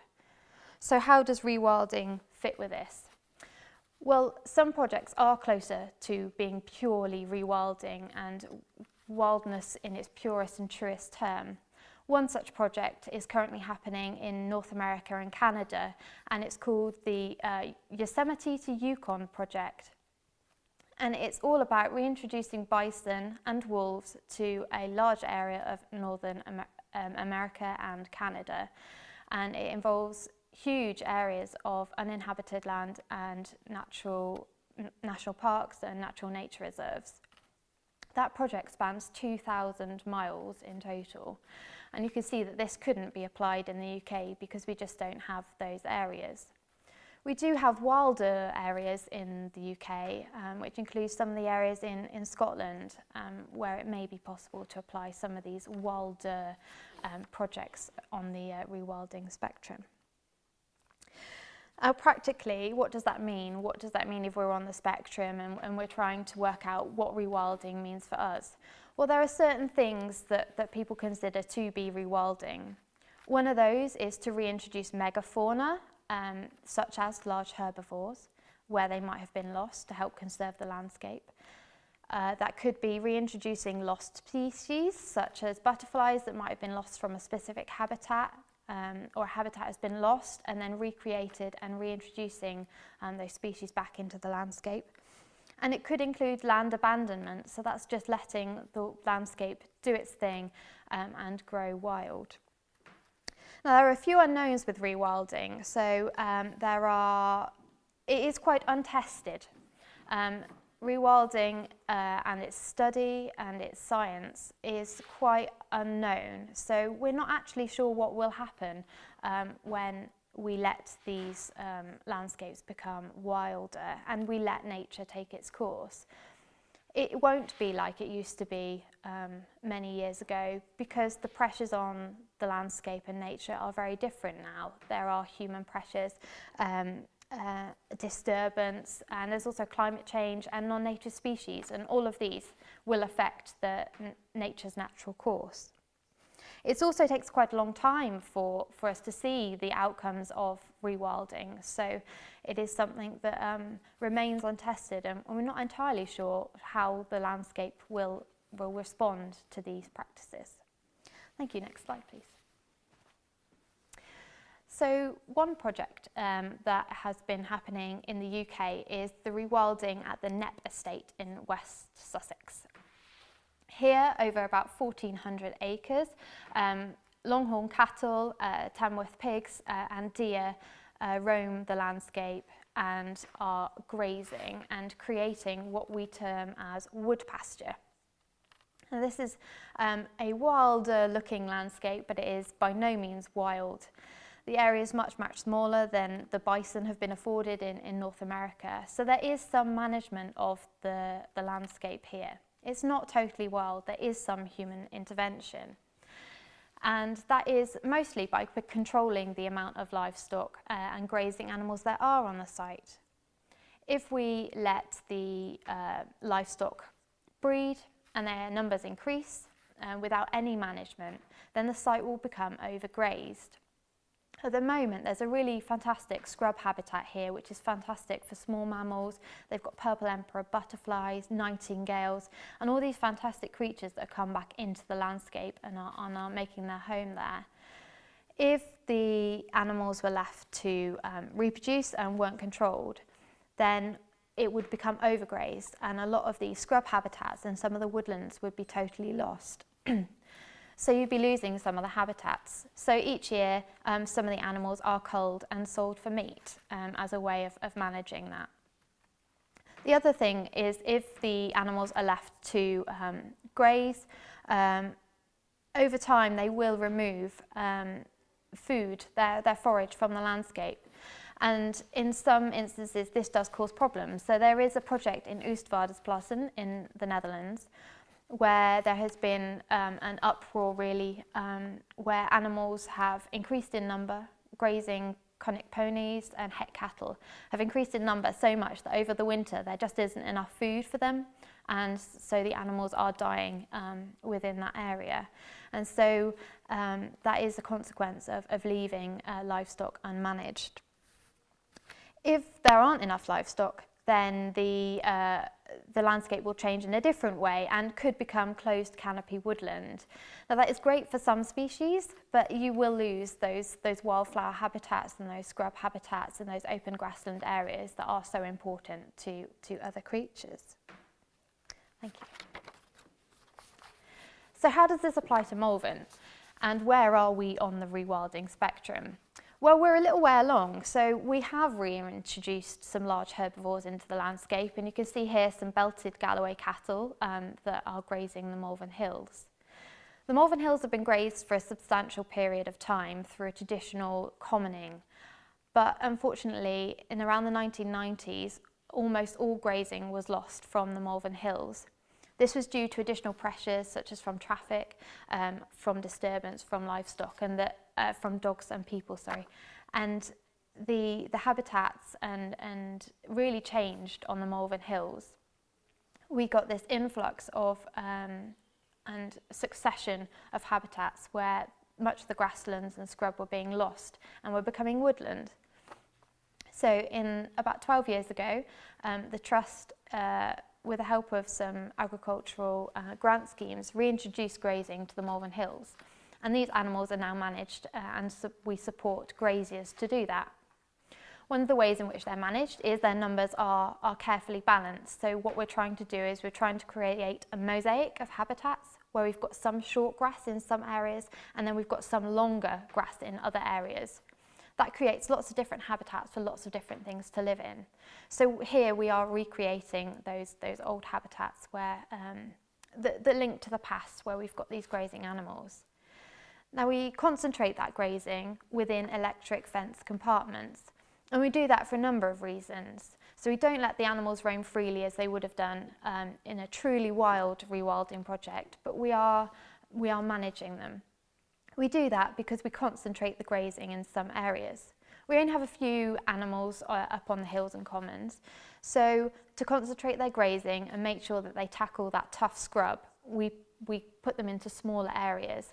And this means that they don't just feature graze on the nice bits, their favourite bits, but they do actually tackle some of the scrub and help to keep that tree line at bay. The other thing that we have the compartments for is just to help them stay away from the roads, because traffic is a risk and is one of the reasons that that grazing was lost on some of the more urban commons such as Link Common and Malvern Common.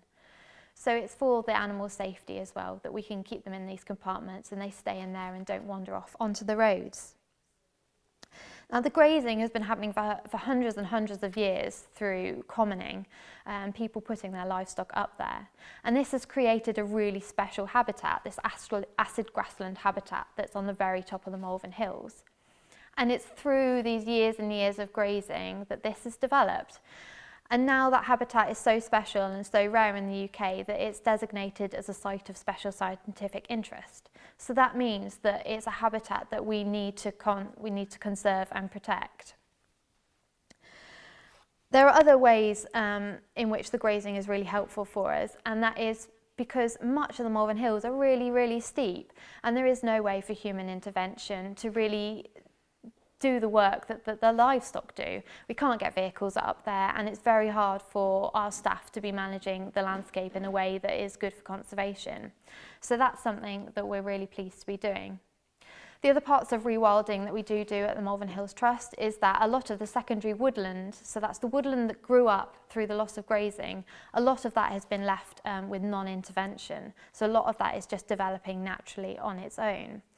This isn't great in some areas because it's all of the same age and there is little understory, which means that there's little regeneration of this woodland. So it is rewilding, it's doing its own thing, but it's perhaps not what is best for biodiversity at this point in time. The other thing that we do is we try and maintain some of the open grasslands and we leave them unmown for longer periods to encourage wildflowers for pollinators, bees and other bugs and insects. So why are we at this point? Well, there are some things that we really do have to consider. So we are a relatively small area and the land under the trust is quite scattered. So you've got the main ridgeline of the Malvern Hills, which is quite a linear landscape and quite a linear feature. And then there are scattered commons around that. So it's not a big landmass where we can allow wild animals or livestock to roam around. So we do have to have some control there. A lot of the hills and commons are surrounded by roads and are quite busy. So that's something we have to consider, and we have to put the livestock in a way that they're not in danger. So that's why we use the temporary compartments to help do that. The other thing that we have to consider is the impact of people and dogs on wildlife. We're unsure how true rewilding, pure rewilding can happen with the amount of disturbance that wildlife has from people and dogs. So under the Malvern Hills Acts, people on foot are allowed to freely roam the landscape. So this means you can go wherever you want, and this obviously causes disturbance, and especially with dogs, which can predate animals and can be seen as predators and can affect the natural habits and natural behaviours of our wildlife. So it's difficult to see how true rewilding could possibly work in a place such as this. At the Knepp estate, they have a lot less access, and even then people do cause disturbance to their livestock and affect the natural processes that are going on there. We see that on British Camp, which is a scheduled monument and is a fantastic archaeological feature that should be maintained through grazing because it's a sensitive site. But unfortunately, because there are so many people up there, the livestock don't choose to graze there, and we have to do some human intervention by clearing some of the scrub and trees to maintain that archaeological monument. So that's just one example of some of the things that we have to consider. We also have to balance access and people's use of the landscape. We know that the Malvern Hills and Commons are really, really important for people's health and well-being, and so we do intervene, and we do mow in some areas to keep them shorter, such as some of the football pitches and some of the areas on Link Common, and we keep that open for public access. So we do a little bit more work there. There are some things that the rewilding can't do. So we do have some fantastic hay meadows, and they're full of orchids and these wonderful flowers. And that has come because we have been managing it in a particular way for a number of years. And the hay meadows are cut late in the summer by tractors, and the hay is collected, and that has created this fantastic diverse habitat. It's so special that in 2018 it was designated as a site of special scientific interest. So we know that our conservation and human intervention here is working. Ponds can silt up over time, and so we have to intervene at those points. Large mammals would have helped to keep those ponds open, but they don't exist in the landscape anymore, so humans need to do that. The other thing is that we have non-native species, and unfortunately they can't be tackled often naturally because their natural predators are in a different place, in a different landscape. So they're things that rewilding can't do, and we have to intervene in those cases. We also have a duty.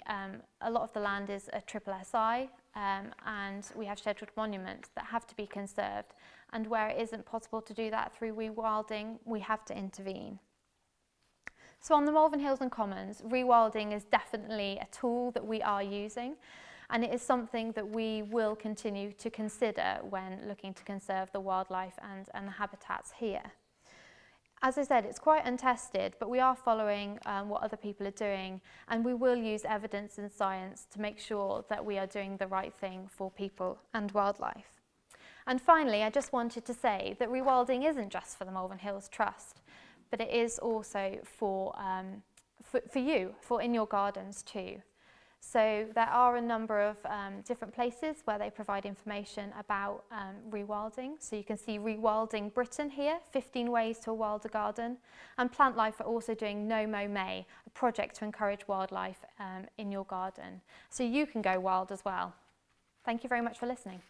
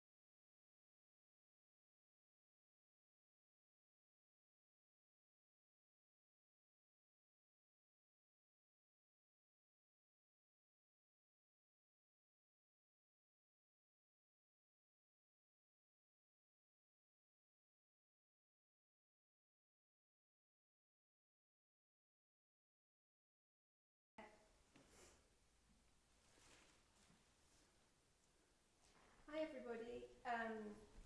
I would like to introduce to you the Friends of Priory Park. I'm a friend and this is the logo here.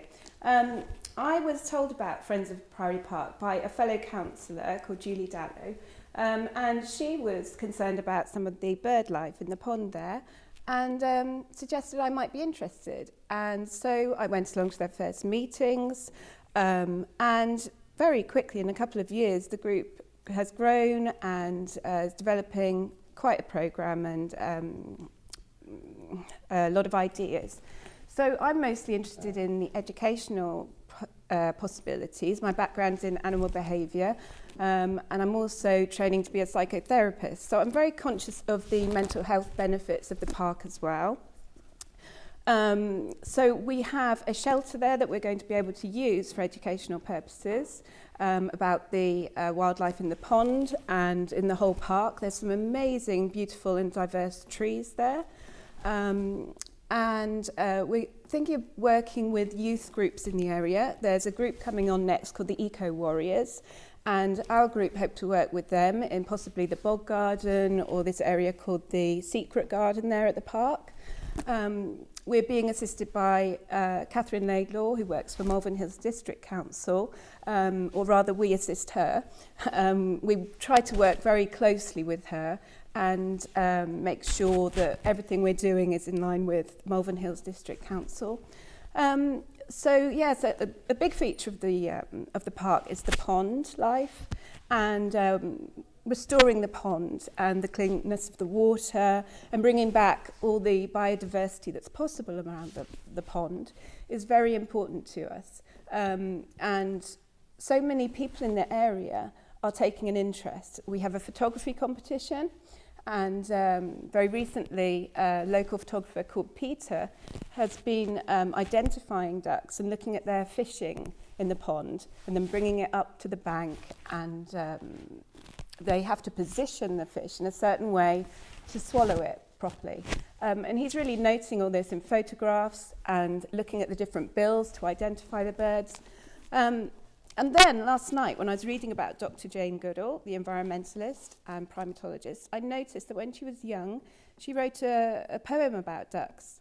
I'm just going to read that to you, and then I will pass on to a piece from Jill Wycherley, who is one of our friends of Priory Park.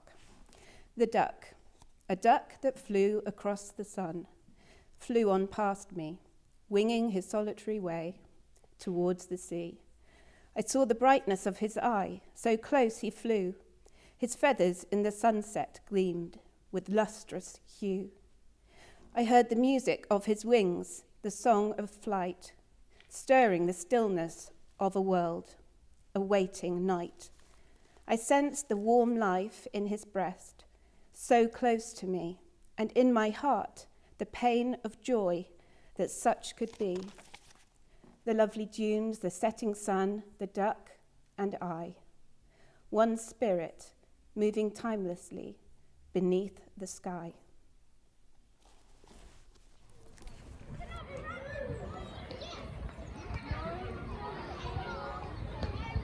Hello, my name's Jill Wycherley and I'm a founder member of the Friends of Priory Park.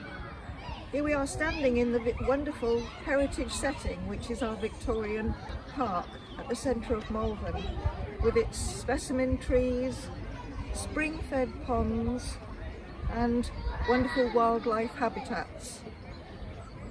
The reason that we started the Friends of Priory Park, which is a relatively new group, it was only begun in November 2019, just before the pandemic started, was because a group of local people, we use the park and we love the park and we want to see it conserved and to thrive both now and into the future. We were originally established with the support of Cynthia Palmer from Malvern Hills District Council, and Cynthia has worked with us as we've come to cooperate more with the council members of Malvern Hills District Council, where our plans have overlapped. The reason that we wanted to engage with Earth Day was because we feel that the park is a microcosm of the earth itself, because it's small, but it's hugely impacted by the activities of humans, and both in its use and sometimes in its abuse. As well as the park being used as a destination in its own right, it encompasses the children's play area, the bowling green and clubhouse, the wonderful Malvern theatres, the council offices and a registry office where many people get married, and they use the park to take their pictures afterwards. In fact, I was married here myself many years ago before we moved away and came back to the area. And on this side of us we've got the leisure centre and the splash. All of these activities are taking place directly in the circumference of the park, as well as it being the route to the hills. So it's both a destination in its own right, and it's a route through into the town and up onto the hills. It's also used itself for grand events such as the bands in the park on Sunday weekends right through the summer, and it's used for many smaller activities, and local groups use it, for example, for well dressing.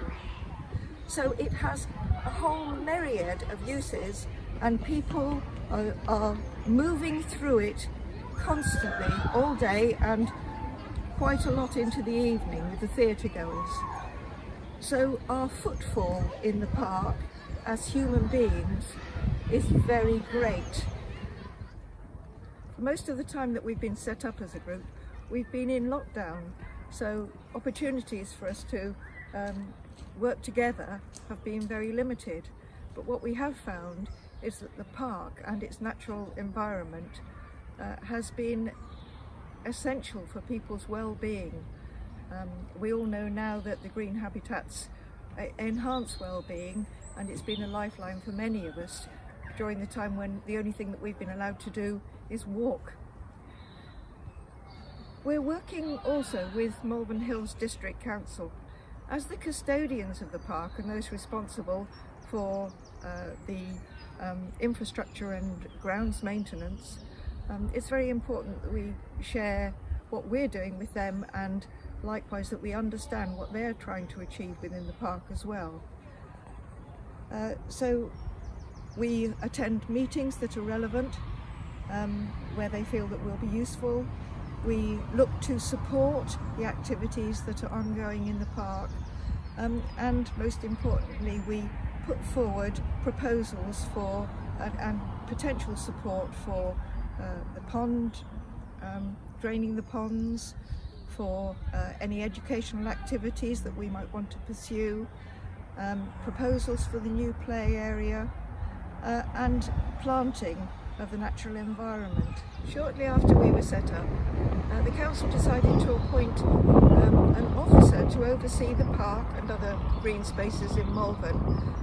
And Catherine Laidlaw was appointed in February, and this gave us an opportunity to work directly through and with somebody who has their own growing vision for the park, and to be able to work with her on her priorities and ultimately to support her in her long-term vision for the park.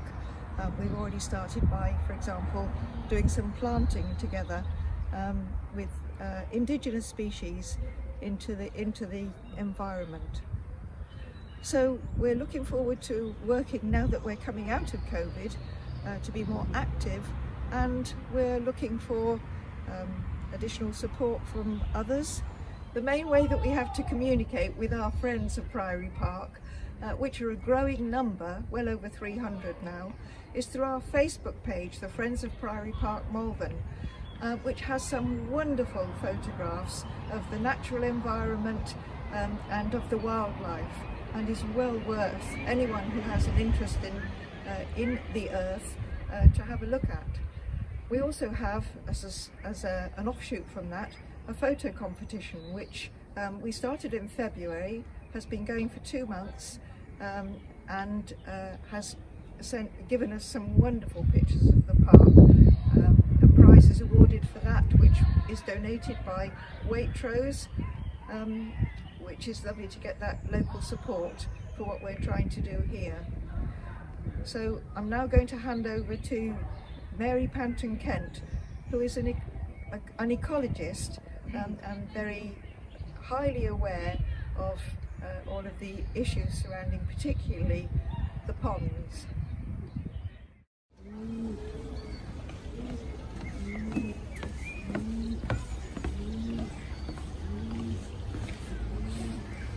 Hello, I'm Mary Panton Kent. I've lived in Malvern all my life, and I joined Friends of Priory Park primarily because my interest in freshwater ecology, which was initiated by these very ponds. When I was a child, these ponds were full of weed and the streams at the top as well. And it was an absolutely fabulous ecosystem, thriving. So along here, you'd have stickleback in their fountain. Children used to come, as I did, and collect them and put them in the glass jars and look at the fish. Stickleback males have got lovely pink and blue on them, and they're just really pretty. It was this thriving ecosystem in these very ponds that initiated my interest in freshwater ecology, which I specialised in my degree, and then went on to study parasitic trout for my PhD. And so I really am interested in supporting the council in restoring all the spring-fed natural water features we have here, and hopefully restoring it so young children can become interested again and experience the natural world and go on to take an interest in it and start to improve the world we have today and Malvern and the park. What we're looking at is to desilt the whole pond, because what's happening is that we've now got to a stage where there's been such a build-up of silt. At one stage a few years ago, people put koi carp in. And trouble with putting large fish like koi carp, that they eat everything. They eat the weed, they uproot the weed, they dig around in the sediment, and that brings up all the detritus into the water and pollutes the water. And they take all the invertebrates and the small fish. So all these stickleback disappeared and the kingfishers went. Eventually a neat got in and stripped out all the big fish, and that actually has been quite an asset, although it was not very pleasant at the time. Many years ago they used to drain the pond every year and desilt it to an extent, and this now hasn't been done. In some areas the silt is several feet deep, and these areas here at this end and the south end are becoming extremely smelly in the summer with stagnant, where the water gets stagnant, and the waterfall, which hasn't been working properly for years, is critical in oxygenating this area. So the council is now working to, it's got an ecologist in, and hopefully to dredge out the ponds, repair them, and to improve the banks. So as on the POP committee, I invited Andy Graham, who is the community wetland manager of Slimbridge, and he came and met with the council and POP committee members, and we walked around the park and identified where improvements could be made, and he shared some of his expertise in the management of waterfowl and public. So we are looking to supporting the council in providing more vegetation and stopping the banks here, which will help wildlife and increase biodiversity and give the ducks more shelter. There's a need for more leaf litter and logs and stones and habitats where we can get back the amphibians like the frogs and the newts that we've lost, and hopefully get hedgehogs back in the area as well. The drains, why the pond has become more polluted is that drains have been rerouted, and the pond does get water now from the roads, and with increased traffic and salt and runoff, this potentially has been an issue. So the council's now started water quality testing and is having an ongoing ecology report at the moment.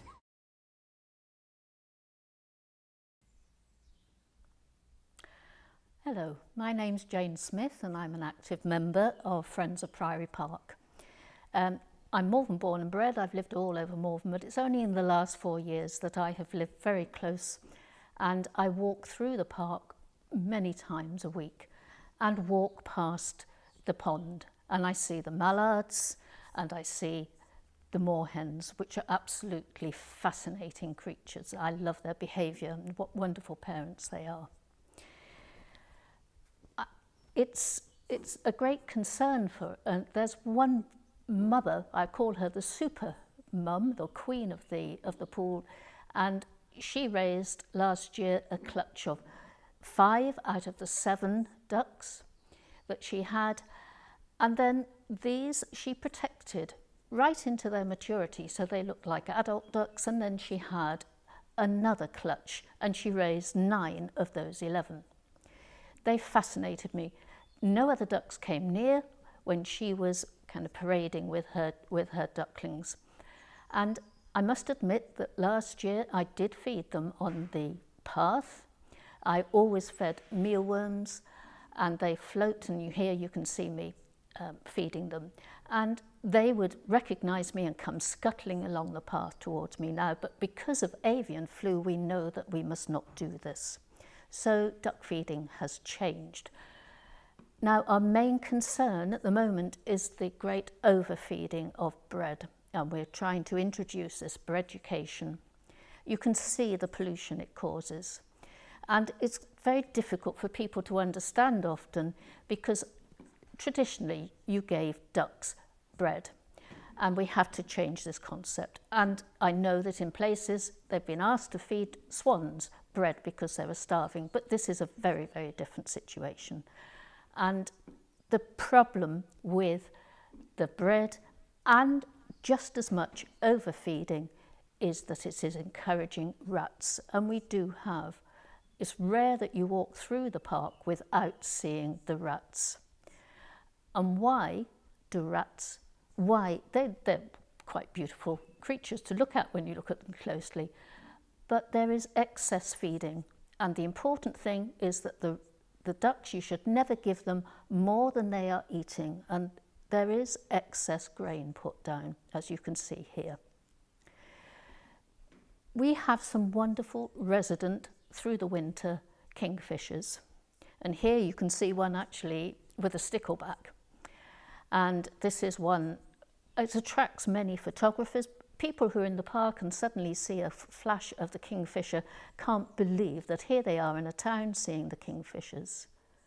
But this area in the top little pond is a rat run, and you can see the rat running along, and it is undermining and eroding the area which the kingfisher particularly likes to fish from.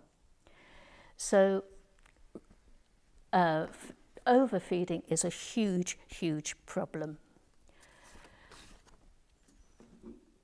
Here you can see, I know that there is now a rodent officer employed, but you can see, and just as I walked through the park today, there was this quantity of seed there. What we're trying to do is supporting Malvern Hills District Council as much as we can, and it has not been an easy time to start this. We started in November 19, but we're doing little things that we can do which we recognise are temporary, because we know there are big things planned for improving the environment. But here you can see a little wicker nest, and actually occupied. I don't know if it's still occupied. The moorhens are just wonderful mothers and fathers, and they feed and they care for their young for several weeks, and they're fascinating. We are beginning, the environment is important. This, you can see the big island is very bare, and yet the next island, the little island, is looking rather untidy. And somebody said to me, that really ought to be tidied up. And it's all about getting the balance between a manicured park that people expect to see as a parkland and what is right for the environment. And we can all help. And we're going to be working together with Catherine and with the Malvern Hills District Council. And we are trying to support. And we are now the lockdown is easing, being able to move on. And we actually, Jill, who you saw at the beginning, and I, we do a letter pick, and we every Monday, and it's great to see that these